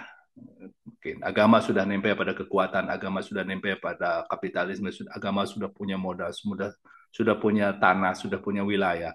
Pasti terjadi penindasan atas agama lain. Saya kira mungkin begitu Pak Andreas, mudah-mudahan menjadi inspirasi. Sekali lagi, mohon maaf Bapak Ibu sekalian, saya tidak berbicara dengan ranah teologi yang sangat kuat rujukan kitab sucinya ya. Tapi saya melihat dari sisi sosiologi politiknya gitu, bahwa sangat pentinglah kita membaca related pada ruang sosial politik gitu ya. Meskipun kita juga tidak bukan berarti meninggalkan pengetahuan itu dengan baik gitu ya. Pengetahuan tentang siapa diri kita, siapa orang lain dan siapa yang lain. Tapi pengetahuan tadi semata-mata hanya untuk mengetahui dan untuk dihormati, bukan untuk dikritik salah benarnya gitu. Ya, dihormati dengan konstruksi masing-masing. Ketika sudah dihormati, kita harus menemukan dimensi progresif dan kebaruan untuk membangun identitas manusia tertinggi, yaitu kemanusiaan. Saya kira ini pesan tertinggi dari Nabi Ibrahim atau Abraham itu sendiri, yaitu mencoba mendekatkan kembali menjadi manusia. Dalam bahasa kami disebutnya manusia salam, manusia penuh dengan kebajikan, gitu ya. Yang secara utuh nama salam itu menjadikan nama agama kami yaitu Islam. Sebagaimana disampaikan di dalam kitab suci bahwa telah kusempurnakan agama. Berarti agama-agama masa lalu telah disempurnakan menjadi agama Islam. Islam di sini bukan Islam sebagai identitas, Bapak Ibu sekalian ya, sebagai nama, tapi Islam sebagai esensi. Karena Islam sebagai identitas tentu orang Kristen, orang Yahudi tidak mau kan disebut dipaksa jadi Islam oleh Tuhan. Oleh Tuhan kalau menurut kami ya Tuhannya Islam misalnya kan nggak mau gitu. Maka Islam di sini konteksnya adalah Islam sebagai rahmatan lil alamin. Agama atau nilai-nilai yang berisi tentang keselamatan dan kebajikan buat alam semesta, manusia, dan semuanya. Dan itulah ciri dari esensi manusia yang makhluk, yang menjadi figur yang tunduk kepada Tuhannya. Saya kira mungkin begitu Pak Andreas. Assalamualaikum warahmatullahi wabarakatuh. Waalaikumsalam. Ya, terima kasih Pak Munawar sudah melengkapi dari dua pembahasan sebelumnya. Saya pikir dari sudut perspektif yang ini tadi sosiologi ya, sosial membangun perdamaian ini sangat berguna juga untuk kita diskusikan. Ya memang trialog ini kita dengan tujuan untuk menjalin perdamaian ya, dan kita ingin saling menghargai walaupun kita juga tidak tidak takut juga untuk mendiskusikan hal teologis, tetapi tadi jangan sampai hanya klaim kebenaran masing-masing, tetapi ini sebagai sarana untuk saling memahami, bukan untuk saling menyalahkan. Itu menjadi catatan ya. Jadi kita ingin membuat satu budaya baru, walaupun kita mendiskusikan teologi, tetapi bisa tetap berdamai. Ya itu. Oke, terima kasih sekali lagi kepada tiga narasumber yang sudah memaparkan perspektifnya masing-masing. Kita akan masuk di dalam ruang diskusi atau tanya jawab bagi Bapak Ibu yang ingin memberikan pertanyaan, ya bisa raise hand ya nanti. Karena mungkin waktu kita juga tidak banyak, mohon bisa lebih to the point ya, tidak banyak introduction-nya begitu. Kita akan mulai langsung dari pertama Pak Faren Legrand. Silakan Pak Faren Legrand. Baik, Shalom. Terima kasih untuk kesempatan. Saya tertarik dengan pembahasan yang dibahas oleh Pak Munawar Ahmad yang masuk bukan dari segi teologi, melainkan dari segi sosial dan bicara tentang perdamaian. Nah, kalau kita lihat sejarah dari tiga agama Abrahamik ini penuh dengan warna-warni dan terlebih khusus konflik sosial. Di dalam teks firman Tuhan yang dari Kristen dikatakan di sana, berbahagialah orang-orang yang membawa damai, karena mereka akan disebut anak-anak Allah.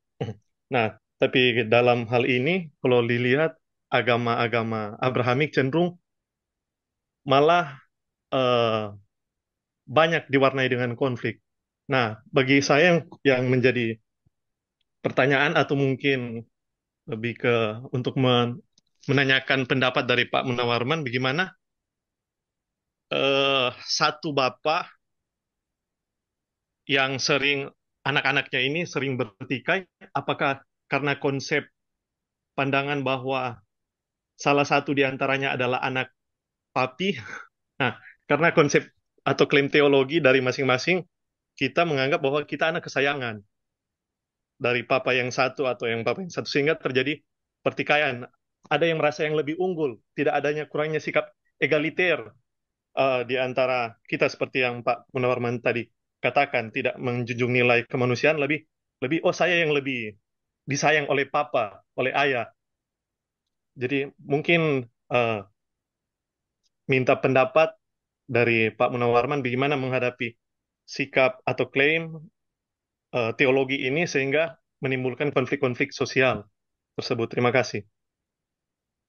Ya, terima kasih. Walaupun ini ditujukan ke Pak Munawar, saya pikir tepat juga dijawab oleh semuanya ya, karena ini eh, sesuatu yang umum sifatnya. Munawar dulu, kemudian nanti Ibu Rita, dan kemudian Rabi Yaakov. Silakan Pak Munawar. Baik, terima kasih atas responnya ya. Memang cukup menarik ini kalau monoteisme itu gitu. Ya, saya pernah membaca satu artikel, Bapak Ibu sekalian. Artikelnya begini, mana yang lebih menciptakan violence ya, agama yang monoteis atau politeis gitu ya. Menurut artikel itu dikatakan yang potensi untuk berkelahi itu monoteis katanya. Mungkin Ibu Rita bisa menjelaskan tentang hermeneutik ya Bu ya. Kalau satu satu tafsir diklaim sebagai truth claim, maka potensi akan berkelahi itu tinggi gitu. Berbeda dengan yang tadi ya, yang semua orang diperkenankan untuk memberikan ruang tafsir yang berbeda dan dihargai ruang tafsir itu sebagai sebuah pengayaan khazanah gitu ya. Nah, tadi di dalam bukunya Killing God itu ditemukan bahwa mereka itu ada dasar secara sosiologis dan politik bahwa umat Abraham yang terdahulu ya, putra-putra Ibrahim yang terdahulu yang sudah duluan hadir, mereka sudah memiliki wilayah ya yang mendiami wilayah, dan di wilayah itu mereka sudah menjadi penguasa dan lain sebagainya. Tiba-tiba muncul turunannya berikutnya memerlukan juga ruang hidup, tentu kakaknya tidak setuju ya karena bapaknya sudah tidak ada gitu ya. Demikian juga muncul lagi klaim dari kelompok yang terakhir, misalnya sebagai agama Islam yang terakhir, untuk tiba-tiba minta ruang juga ya tidak bisa juga gitu. Akhirnya mereka saling berkelahi. Nah, perkelahian kedua selain punya wilayah, mereka bersanding dengan kekuasaan gitu ya. Ada yang bersanding dengan kerajaan, ada yang bersanding dengan penguasa-penguasa dunia, sehingga kekuatan marahnya bertambah gitu ya. Jadi agresivitasnya menjadi gitu karena alasan kelompok lain yang berbeda disebutnya sebagai kelompok yang menyimpang. Nah, heuristik gitu ya. Nah, ketika mereka tidak sependapat dengan majority, heuristik ini akan dijadikan eh, objek yang sangat terus dipersekusi gitu, walaupun sama satu akidah, satu nabi gitu. Tapi berbeda tafsir, berbeda sekte, akhirnya tidak diberi ruang. Nah, sekarang mungkin menurut saya kita harus menyadari gitu ya, sebuah kesadaran global ke depan bahwa dunia ini atau ruang publik ini bukan milik siapa-siapa, tapi milik kita bersama. Ya, bukan milik majority. Gitu. Majority pun harus memberikan ruang atau akomodasi kepada kelompok lain yang berada di masyarakat itu. Gitu. Nah, kesadaran itu tampaknya tadi sudah disampaikan. Ada psikologi bapak anak 1, 2, 3 gitu yang saling mengklaim merasa dekat dengan bapaknya. Gitu. Tapi dalam konteks berikutnya bukan perusahaan dekat dengan bapaknya, tapi lebih pada kekuasaan yang dimilikinya. Gitu ya, mungkin jauh dari bapaknya, tapi dia punya kekuasaan lebih lebih agresif gitu ya. Atau mungkin dia merasa tafsirnya paling benar. Nah, mungkin klaim-klaim tentang truth claim ini menjadi persoalan yang sangat krusial ketika kita hidup di masyarakat plural ya. Dan memang masalah ini plural. Kita harus belajar dan menyadarkan kepada semuanya bahwa kita hidup masa plural. Kalau plural berarti artinya kita memberi ruang akomodasi yang sama-sama kepada yang lain juga, meskipun mungkin kelompok itu minority. Ya. Selama agama itu mengajarkan kebaikan dan kebenaran, bukan kesalahan dan kejahatan, itu menjadikan jaminan bahwa mereka harus hidup. Tapi ada agama yang sekte mengajarkan kejahatan dan ketidakbenaran, itu tidak ada jaminan untuk hidup secara optimal dan secara nyaman, karena dia jahat, ya. Kalau sudah jahat, kita agak sulit sekali untuk memberikan ruang kepada mereka walaupun mengatasnamakan agama. Tapi kalau sudah jahat dan menyimpang, tidak ada kata lain selain mereka untuk tidak diberi ruang, tidak diberi akomodasi hidup optimal. Saya kira mungkin nanti lebih enaknya Ibu Rita akan menjelaskan dari sisi hermeneutik itu. Sangat sangat sekali, sangat related sekali kalau misalnya pemaknaan itu ya, perang dan konflik karena persoalan pemaknaan dan metode pemaknaan. Terima kasih Bu, Ya. Mbak. Enggak sih. Terima kasih Pak Munawar. Silakan disambung Ibu Rita. Baik, terima kasih Pak Munawar. Tadi saya senang sekali kalau Pak Munawar membahas tentang buku Killing for God dari Stephen Schwab ya. Dan sebenarnya saya juga sangat suka sekali ada satu buku yang ditulis pada tahun 2015 oleh Rabbi Jonathan Sacks, judulnya Not in God's Name. Ini juga membicarakan konflik antar agama monotheism yang masing-masing mengklaim bahwa mereka adalah anak-anak Abraham. Dan kalau boleh saya share di sini, tulisan saya di laman Sarapan Pagi Biblika, di bab kelima, halaman 87, itu ada bahasan khusus mengenai sibling rivalry, sibling reconciliation, mengenai sibling rivalry dari masing-masing anak dari satu bapak ini yang bertikai, itu pernah ada di Alkitab, tetapi ada sibling reconciliation juga. Nah, itulah yang dibahas oleh Rabbi Jonathan Sacks mengenai paradoks kekerasan berbasis agama yang masing-masing mengatakan bahwa mereka adalah orang-orang yang agamis, tetapi ada pertikaian antara satu dengan lainnya dan ini pertikaian antar agama monoteisme ini jauh lebih brutal daripada agama-agama yang politeisme.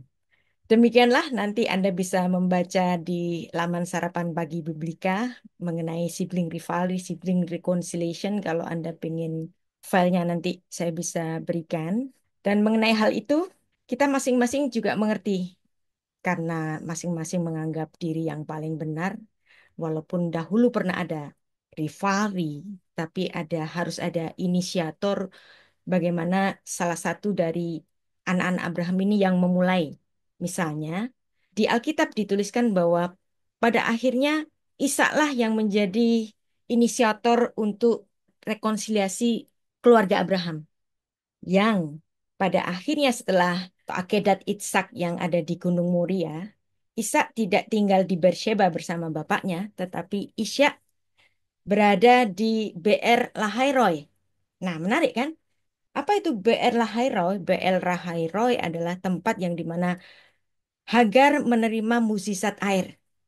Dan di situ Ishak tinggal di situ. Di situ ada sibling reconciliation. Ishak mendatangi abangnya yaitu Ismail, dan dari situ kemungkinan, nah ini penafsiran para rabi, adanya sibling reconciliation yang kemudian menyatukan kembali antara Abraham dengan Hagar yang terpisah sejak pengusirannya, dan kemudian Hagar berganti nama menjadi Keturah.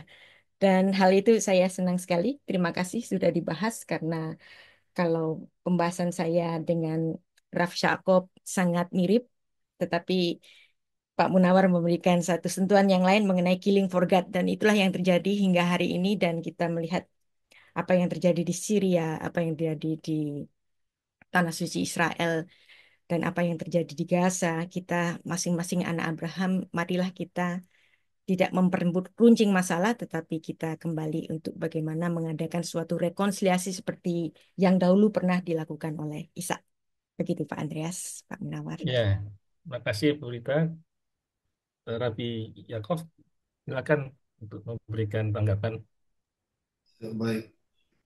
Kalau saya berangkatnya ya, kenapa kita sering berkonflik, itulah keluarga. Di mana sih keluarga yang tidak berkonflik ya kan? Justru karena orang ribut tanah, ribut warisan, ya, yang kita lakukan selama ini, kita berebut warisan, kita berebut tanah, karena memang kita sama-sama pemilik tanah tersebut, ya kan? Sehingga saling berdebat mana yang paling kesalahan itu ketika terjadi di mana kita tidak mau saling mengakui, ya kan? The problem ini with recognition. Nah, saya pinjam istilah bahwa kata Abraham sendiri bisa digunakan sebagai pengikat, sebagai sebuah solusi mengakhiri konflik, misalnya negara Amerika Serikat dengan konsep Abraham Accord, di mana lewat Abraham Accord bisa menyatukan negara Israel dengan negara Arab misalnya. Kita kenal selama ini itu bertempurnya luar biasa, ya kan? Saling bencinya seperti kita tahu seperti apa. Tapi lewat perjanjian Abraham Accord, di mana isinya itu sangat menarik ya, di mana orang yang mau menandatangani Abraham Accord mengakui bahwa pentingnya menjaga dan memperkuat perdamaian di Timur Tengah berdasarkan saling pengertian dan hidup berdampingan serta penghormatan terhadap martabat, kebebasan manusia dan kebebasan beragama. Sehingga kami mendorong upaya mempromosikan dialog antar agama, antar budaya untuk memajukan budaya perdamaian di antara tiga agama Abrahami ini. Itu cikal bakal Abraham Accord, sehingga kemudian ketika sepakat mengakhiri perang, mengambil jalur kekerasan, saling mau mengakui, di situ terjadi kerjasama ekonomi, kerjasama di bidang bidang kesehatan, bidang lain yang saling menguntungkan kedua belah pihak. Jadi di sini sebenarnya masalah kita sebagai sesama keturunan Abraham perlu mengesampingkan ego kita. Saya pinjam istilah dari Rabbi Menahem Froman, seorang aktivis Yahudi di Israel yang sangat dekat dengan bangsa Palestina, termasuk pimpinan Hamas. Beliau bilang, Jews itu bukan the owner of the land, tapi Jews itu atau Yahudi salah satu belongs to the land, salah satu dari yang dimiliki oleh tanah itu. Artinya Jews and Arabs belong to the land. Dua-duanya ini dimiliki oleh tanah itu, bukan pemilik tanah. Kalau kita saling mau mengklaim tanah di bumi ini susah. Karena bumi ini ciptaan Tuhan ya kan. Kita mengklaim ini sama dengan kita mendahulukan dari Sang Pencipta. Tapi kita bagian dari situ. Kita ada tugas besar gimana cara sama-sama akur untuk hidup di situ. Ini harus sama-sama dimiliki oleh pihak-pihak yang bersengketa di situ sehingga bisa mengakhiri konflik ini secara niat baik bersama. Harus jangan dikompor-kompor. Kalau konflik dikompor ya berarti kita senang lihat sesama saudara itu ribut ya kan.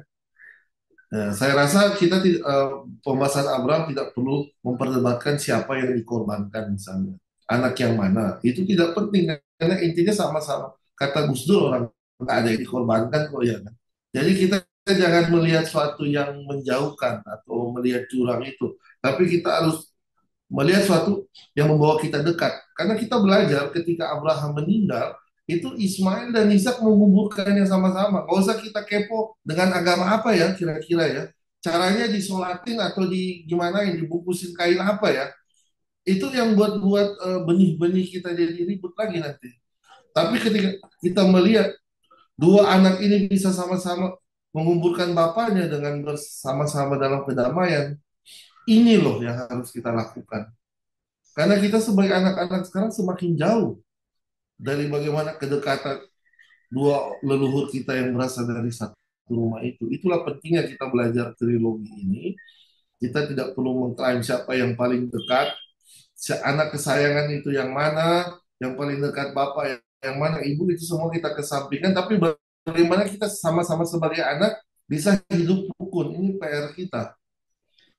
Pekerjaan ini maksudnya dialog ini kita bisa sama-sama sehingga tidak merasa kita sang empunya dan yang lain itu ngekos di dunia ini. Ini yang salah, yang harus kita perbaiki ya kan. PR-nya itu sama-sama kita bisa bisa lebih saling memahami keberadaan, lebih ada empati gitu. Kalau kita melihat sebuah konflik, jangan kita termakan biasnya. Jangan yang Muslim sedihnya ketika melihat ada bayi Muslim yang jadi korban. Tapi yang Yahudi juga melihat nanti ada bayi Yahudi. Siapapun yang menjadi korban dari konflik, kita harus sama-sama sedih. Ini keluarga kita, part of our family. Sehingga kita mau membuat konflik itu cepat selesai, jangan kita bawa panasnya itu kita dinginkan lah. Jangan dikipas-kipas. Yang membuat masalah sekarang, kita dibentur-benturkan mungkin oleh kalangan orang mungkin ateis atau orang yang nggak suka agama, kita dibentur-benturkan ya kan? Padahal nabi-nabi kita mengakui nabi yang sama. Kita tidak perlu debat ya nabi itu agamanya apa. Ini kayak anak kecil lagi nanti kan. Tapi dengan kita, kalau kita bisa percaya kepada nabi yang sama, Tuhan yang sama, ya buat apa kita ribut? Gitu loh. Jadi itu intinya yang saya ingin garis bawahi bahwa dialog ini bisa membawa kita menjadi dekat dan semoga ada suasana baru di hati kita untuk bisa saling lebih menghargai sesama anak-anak Abraham ya kan. Ini harapan saya itu semoga bisa kita lakukan bersama setelah konflik ini. Terima kasih, Shalom, Assalamualaikum warahmatullahi wabarakatuh. Ya, terima kasih Tapi Yakov untuk apa penegasannya ya bahwa memang kita harus membawa perdamaian, mengusahakan perdamaian dari eh, walaupun mungkin pertikaiannya tidak tidak apa murni agama ya, ada unsur agama tapi unsur apa namanya politik kekuasaan dan sebagainya. Tapi kelompok agama memang seharusnya ikut eh, mengambil bagian untuk mendukung perdamaiannya. Ya, Ya, kita akan berikan waktu untuk yang selanjutnya Pak Aryo Mokoginta dari UIN Sunan Kalijaga. Ya, terima kasih Pak. Ya, Assalamualaikum, Assalamualaikum warahmatullahi wabarakatuh. Eh, saya Aryo Mukoginta, asal saya dari Manado, sama dengan Rabi Yakov Baruch, dan sekarang berkuliah di S2 di UIN Sunan Kalijaga, Prodi KPI, Komunikasi dan Penyiaran Islam. Ya Pak, jadi saya ingin berbagi berangkat dari sebuah ayat dalam Al-Quran, surah Ali Imran ayat 64. Qul ya ahlal kitab, katakan wahai ahli kitab yang Yahudi dan Nasrani, ta'alau ila kalimatin sawa'in bainana wa bainakum. Mari kita berpegang teguh pada sebuah gagasan, sebuah kalimat yang kita tidak berselisih tentangnya. Alla na'budu illallah, bahwa kami tidak menyembah selain Allah, wala nusyrika bihi syai'a, dan kita tidak mempersekutukannya dengan sesuatu apapun. Serta sabda Nabi Muhammad SAW bahwa la tusaddiquhum wa la tukadzibuhum, jangan membenarkan ataupun menyangkal mereka, tapi katakanlah amanna billah, kami beriman kepada Allah dan wa ma unzila ilaina wa ma unzila ilaikum, dan apa yang diturunkan kepada kami dan kepada kalian. Jadi dari dua landasan ini sebagai Muslim, saya ketika mendalami kajian interfaith antara Yahudi Kristen Islam, saya jadi punya rasa hormat terhadap yang disebut oleh umat Yahudi sebagai Hashem atau Tetragrammaton atau Adonai, atau yang disebut oleh saudara Kristen sebagai Allah Bapa atau Haav, sebagai yang saya yakini sebagai Allah, karena kita sama-sama menyadari bahwa kita merujuk pada entitas atau persona yang sama ya, yang yakni Allah Abraham, Ishak dan Yakub ya, yang mengutus Nuh, Abraham, Musa, Harun. Nah, belakangan ini kita mungkin pernah mendengar bahwa ada anggapan bahwa kita menyembah Allah yang berbeda gitu, semacam dengan nada tuduhan gitu ya, bahwa kita menyembah Allah yang berbeda karena adanya perbedaan pemahaman detail teologis ya mungkin tentangnya, sehingga ini kemudian membuat beberapa orang menjadi tidak mau percaya bahwa kita sebenarnya bersaudara. Pertanyaan saya adalah, atau gagasan ini memiliki pengaruh yang sangat signifikan bagi interaksi kita ya antara kita para sepupu agama Abrahamik, umat Yahudi, Kristen, dan Islam. Bagaimana cara kita menjelaskan atau meyakinkan kepada orang-orang tersebut bahwa kita sebenarnya beriman kepada Tuhan yang sama, kepada persona entitas yang sama, terlepas mungkin dari ada perbedaan-perbedaan konsep secara mendetail. Terima kasih. Terima kasih, Mas Aryo. Ya, ini langsung aja dijawab ketiga-tiganya ya ini ya. Mungkin dari Rabi Yakob dulu, bagaimana? Baik, Apakah terima ya? kasih. Silakan. Memang yang disayangkan belakangan ini tuh sering terjadi debat agama sehingga saling menyerang ya, saling menyerang. Bahkan sekarang debat intraagama, denominasi dan denominasi saling menyerang yang saya lebih rasa menyayangkan. Mari kita hentikan ini semua. Mari kita saling menghormati, menghargai. Jangan kalau tidak ada di kitab suci kita, lalu kita lalu bilang itu bohong, hoax. Kita belajar menghargai bahwa apapun yang kita sembah itu, kalau kita beriman Tuhan itu esa, artinya tidak ada lagi Tuhan yang lain. Jangan kita double standar ketika kita meyakini monoteisme, lalu kita anggap, oh dia Tuhannya beda sama Tuhan kita. Berarti otomatis kita sudah menggagalkan kalimat syahadat kita sendiri kalau kita meyakini seperti itu. Dan kalaupun ada ayat-ayat yang terkesan seperti menjauhkan, perlu kita teliti lebih dalam lagi. Karena intinya agama itu untuk membawa iman, membawa berkat dan damaian bagi sesama. Seperti Islam dengan rahmatan alaminya sebagai Yahudi menjadi terang, menjadi berkat buat dunia, orang Kristen menjadi garam dan terang. Itu inti kita beragama. Jangan kita lupakan itu. Itu aja sih buat saya. Kita harus berpengaruh yang baik kepada sesama. Terima kasih. Ya, terima kasih. Ibu Rita, Ya, saya ingin mungkin nanti Pak menambahkan Munawar saja. ya. Ya, Ya, saya ingin menambahkan saja. Saya setuju dengan apa yang disampaikan oleh Rabbi Yaakov, bahwa kita sebenarnya menyembah Allah yang sama. Allah itu esa, dikenal atau tidak dikenal, Allah itu satu.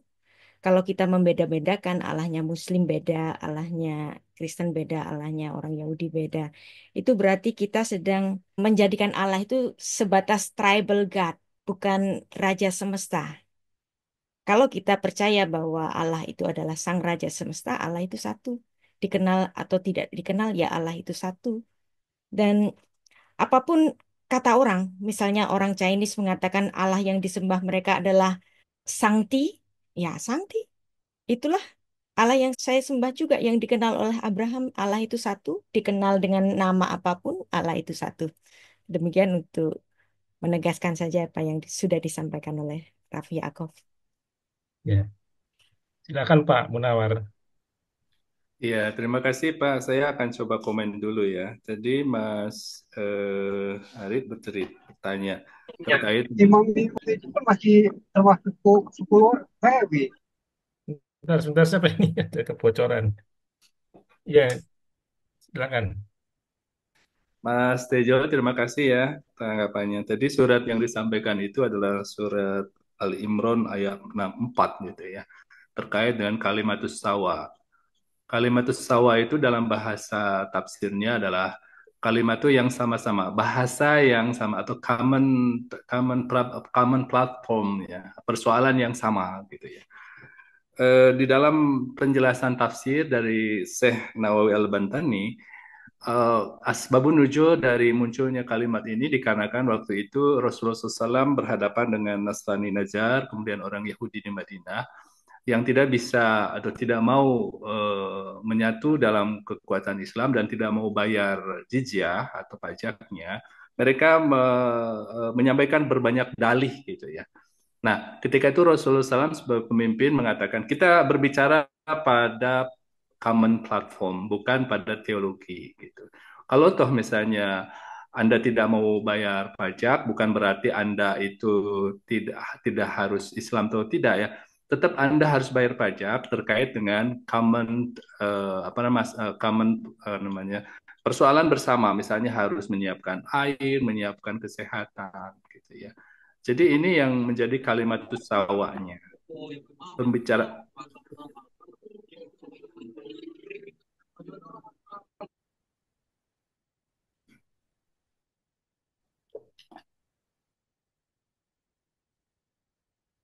Pak Munawar, mungkin ada gangguan. Halo? Ya, Ya, tadi Pak, terputus.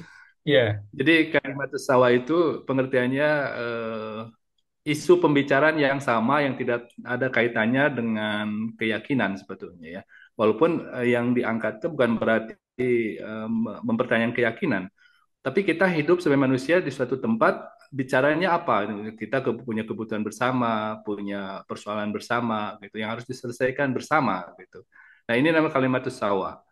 Jadi melihat itu, saya kira ke depan menjadi bangunan yang perlu dijadikan sistem sosial kita, gitu ya.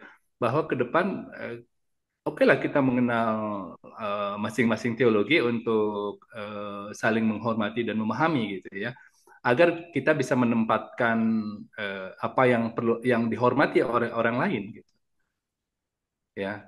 Menempati simbol, menempatkan ritual orang lain yang menurut orang lain dihormati, kita harus tahu dihormati sehingga kita tidak salah menempatkannya. Nah, ini sangat penting sekali dan saya mengambil inspirasi begini Pak Andreas. Itu yang menjadi inspirasi kenapa Pak Mukti Ali sebagai Menteri Agama mencanangkan harus ada jurusan perbandingan agama di semua PTKIN. Gitu. Karena itu tujuannya untuk membangun kalimatus sawa, gitu ya. Dan itu sangat strategis ke depan, gitu ya. Tapi kan program studi ini program studi yang dikenal mahasiswanya sedikit, gitu ya. Jadi investasi di prodi ini berat, gitu ya. Sedikit orang yang mau, tapi sistem yang dipakai sama beratnya dengan yang lain. Tapi itu investasi masa depan gitu ya. Perbandingan antar agama atau studi agama-agama ini adalah upaya kita memahami ya bagaimana agama lain dengan berbagai keunikan dan hal-hal yang dihormatinya, kita harus tahu itu. Kita terkadang tidak bisa menempatkan agama lain karena kita tidak tahu bahwa sesuatu itu dihormati atau tidak oleh kita, sehingga orang lain tersinggung. Ya, karena itulah tadi disampaikan oleh penanya, ya, kita harus berada dalam ruang kalimatus sawa, common ground, common platform, berbicara pada persoalan yang bersama sebagai anak bangsa, bukan lagi sebagai orang beragama, karena orang beragamanya sudah selesai di ruang privat yang akan dijumbuhkan, diobjektifikasikan di ruang bersama itu adalah moral agamanya, gitu. Bahwa kita beragama dan tidak bukan lagi diukur dari kita mengerti benar dengan betul teologi kita, bukan. Kita hafal dengan semua kitab kita, bukan. Tapi sejauh mana moral kita terobjektifikasi di ruang publik gitu, ya. Ya, walaupun tentu sekali lagi tadi saya sampaikan, terkadang semangat komunitas agama dengan jumlah yang banyak, yang majority, seakan-akan merasa memiliki ruang itu gitu. Dan ini harus dibatasi dan tidak boleh arogan. Nah, ini kesadaran tidak arogan tadi disampaikan oleh Rabbi Baruch gitu. Penting itu, kita harus tidak arogan gitu. Termasuk kalau ada majority merasa tempatnya seakan-akan miliknya semua, ya yang lain nggak boleh, itu juga nggak boleh gitu. Nah, ini yang saya tadi sampaikan, pluralisme covenant itu harus dibuat perjanjian gitu. Nah, perjanjian ini tentu memerlukan waktu dan memerlukan upaya inisiasi yang panjang gitu ya. Mungkin saat ini tidak bisa dilakukan, tapi anak bangsa kita ke depan 20 tahun generasi ini harus mampu membangun. Kalau tidak, sekali lagi, perang atas nama agama sudah tidak bisa dihindari ya, walaupun orang tadi tidak peduli. Tapi kan identitas agama hadir ketika menjadi identitas itu. Muslim bukan lagi sebagai Muslimnya value gitu ya, tapi Muslim sebagai orang Muslim, komunitas Muslim gitu yang merasa tersinggung dengan ada orang lain. Jadi perang antar agama, identitas agama sangat sangat rentan terjadi gitu. Dan ini di dalam politik Ya, sangat diperlukan ya. untuk membangun sentimen dan mencapai kepentingan yang berbeda. Terima kasih. Terima kasih. Karena kita waktunya sangat terbatas, tapi ya kami berjanji bahwa trialog ini tidak hanya sekali atau berhenti di sini, nanti bisa kita sambung lagi di bulan-bulan berikutnya ya. Tapi ya untuk hari ini kita juga ada keterbatasan waktu, janji jam 3 bisa selesai, maka kita hanya bisa memberikan satu orang lagi ya. Mohon maaf bagi teman-teman yang lain yang saya tahu mungkin punya pertanyaan yang bagus juga, tapi mungkin nanti bisa dilemparkan di WA Group, nanti siapa tahu bisa saya sampaikan ke para narasumber untuk dijawab secara tertulis ya. Untuk yang berikutnya ini Pak Muhammad Danang Rizky Andrianto. Silakan Pak, segera bisa Siap. apa? Siap, Pak. Suaranya kurang jelas Pak. Mohon izin Bapak Andreas. Assalamualaikum warahmatullahi wabarakatuh. Untuk Pak, kurang jelas ya? Terputus-putus. Tes, tes, Jelas, Pak. tes. Dari tempel. Udah ya, Pak? Ya, silakan. Oh iya. Assalamualaikum warahmatullahi wabarakatuh. Assalamualaikum. Saya Danang. Saya sedang bekerja di Jakarta sekarang.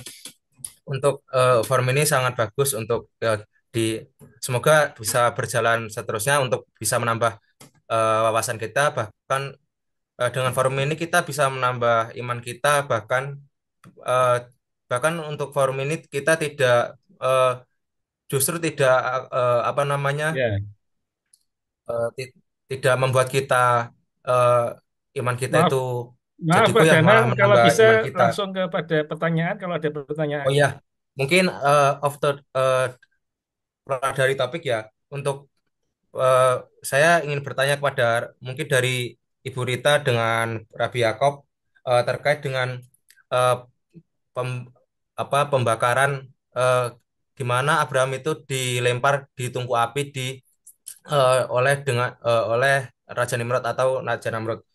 Karena di surat Al-Anbiya di ayat 69 itu dikatakan Allah berfirman, wahai api jadilah dingin dan keselamatan bagi Ibrahim, dan itu doanya juga sudah tertulis di Al-Quran di surat Ali Imran di ayat 173, yaitu hasbunallah wal ni'mal wakil. Dan saya pernah membaca di Midras itu juga pernah dikatakan bahwa Abraham juga dilempar di tungku api di Ur Kasdim oleh Raja Nimrod. Maka dari itu mohon penjelasannya pada Rabi Yakov dan Ibu Rita, dan mungkin Pak Munawar juga bisa memberikan penjelasan juga. Sekian, terima kasih, mohon maaf. Ya, terima kasih Pak Danang. Bisa Rabi Yakov dulu tentang kisah Abraham ini. Ya, terima kasih. Ya, jadi cerita tentang yang ditanyakan tersebut memang itu ada di dalam diceritakan di dalam drasya itu. Itu jadi inspirasi ya tentang kisah ini ditampak dalam drasya pada nama Kota Abraham Ul-Kastim. Itu ditafsir oleh beberapa penafsir kuno secara harafiah menjadi or atau api. Or atau cahaya atau api. Karena api sendiri, kobaran api, karena kata api sendiri dalam nama Ibrani itu ash. Dan dalam Kejadian 15 ayat 7 dipahami sebagai perkataan, akulah Tuhan yang menyelamatkanmu dari tengah-tengah api orang Kasdim. Ya, itu ketika Tuhan bicara kepada Abraham, dan sifat api ini tentu saja terbuka untuk berbagai penafsiran tadi tentang Abraham yang dilemparkan, dan tentang penafsir yang diinspirasi oleh kisah Kanania, Misael, dan Azaria ini dalam Daniel, kitab Daniel, menafsir frasa tersebut juga bahwa Abraham juga diselamatkan dari tungku api yang disiapkan oleh orang-orang Kasdim yang akan hendak membakarnya. Dan dalam kisah tersebut, yang berfungsi sebagai model versi Abraham dari tiga pemuda yang di Daniel tadi, Kanania, Misael, Azaria, itu dijelaskan bahwa dari frasa tersebut dijelaskan sebentar. Jadi dia dilemparkan ke dalam tungku api oleh Nebukadnezar, Raja Babilonia, karena penolakan mereka untuk menyembah berhala, tapi akhirnya diselamatkan Tuhan. Ini tiga pemuda ya, tiga pemuda yang menolak menyembah itu. Jadi ini inspirasi kisah tersebut berasal dari sini, ya, tentang Abraham yang akan dilemparkan tersebut. Karena ini waktu mau dilempar oleh Nimrod ini kisah yang juga selain ada di Judaisme juga ada di dari Zoroaster. Kisah ini berasal dari kitab Zoroaster juga. Gitu. Ini dari Genesis Rabbah, dari Genesis Rabbah. Ibu Rita mungkin mau menambahkan. Ya, Terima kasih. terima kasih. Kebetulan November tahun lalu saya jalan ke Urfa, kota Urfa, yaitu kota Ur pada zaman dahulu yang sekarang menjadi kota Urfa yang menjadi bagian dari Turki. Dan ini menjadi situs bersejarah dan dipercaya sebagai tempat di mana Abraham pernah dilempar di dalam tungku api dan tapi diselamatkan oleh Tuhan. Dan situs itu terletak di kompleks masjid, yaitu Masjid Halil Ur-Rahman, yang ada kolam ikan suci juga di situ. Nah, ini kisah-kisah yang dicatat di dalam kitab tradisi, baik itu di dalam kitab tradisinya umat Muslim dan juga di dalam tradisinya tradisi Yahudi. Nah, saya tidak menolak apapun yang ditulis di dalam kitab tradisi sepanjang itu tidak bertentangan apa yang ditulis di Alkitab, mungkin atau di dalam Torah, dan mungkin juga ada singgungan bahwa Abraham itu pernah bertemu dengan Nimrod. Bahkan kalau kita melihat timelinenya itu, Abraham dimungkinkan bertemu dengan Nuh, Abraham dimungkinkan bertemu dengan Shem, yang dimana orang Yahudi menganggap Melkisedek itu adalah Shem, dan ini semua ditulis dalam kitab tradisi. Ketika kitab tradisi itu menuliskan suatu kisah yang tidak bertentangan dengan Torah, ya bisa kita terima, baik itu yang ditulis dalam kitab tradisinya orang Yahudi maupun Islam. Begitu untuk menambahkan. Ya, terima kasih. Sekali lagi minta maaf kepada Bapak-bapak, kayaknya bapak-bapak semua yang bertanya ya, yang belum bisa dijawab pada hari ini. Kita akan mengadakan trialog yang yang selanjutnya ya, nanti bapak-bapak, bapak ibu bisa berada di grup dan supaya bisa terus terupdate eh, apa yang akan kita lakukan atau kita adakan di eh, waktu-waktu selanjutnya.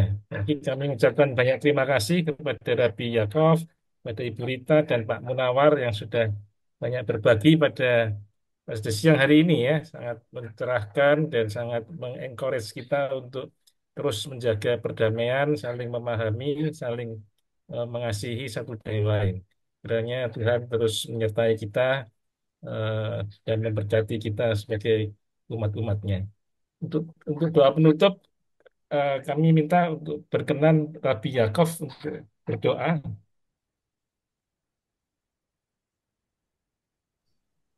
Baik,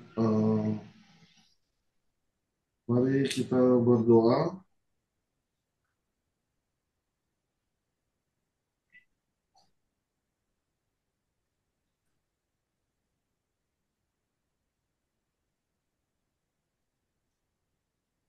prayer for the peace. May we see the day when the war and bloodshed cease, when the great peace will embrace the whole world, then nation will not threaten a nation, and the human family will not again and no war. For all who live in earth shall realize we have not to come into being to hate or to destroy. We have come into bring to praise, to labor, and to love. Compassionate God, bless the leader for all nations with the power of compassion. Fulfill the promise contained in the scripture, I will bring peace to the land, and you shall lie down, and no one shall terrify you. I will rid the land of the fiercest beast, and it shall not be refaced by a war. Let justice and righteousness flow like a mighty stream. Let God peace fill earth and water fill the sea. Baruch atah Adonai Eloheinu melech haolam, ukol berachot ve'eseh shalom v'kol ha'olam ובאינדונזיה וכל המשפחה ואברהמית ויהודים ומוסלמים ונוצרים בשם אדוני כל העולם לברכות אמן ואמן. Amin. Amin. Terima kasih sekali lagi Terima kepada kasih. Bapak Ibu semuanya. Sampai berjumpa di lain kesempatan. Pak, jangan di close Tuhan dulu itu Pak, berkati. soalnya belum ngisi Google Form-nya. Oh iya, ya. Ya Pak. Silakan bagi yang Terima kasih belum Pak.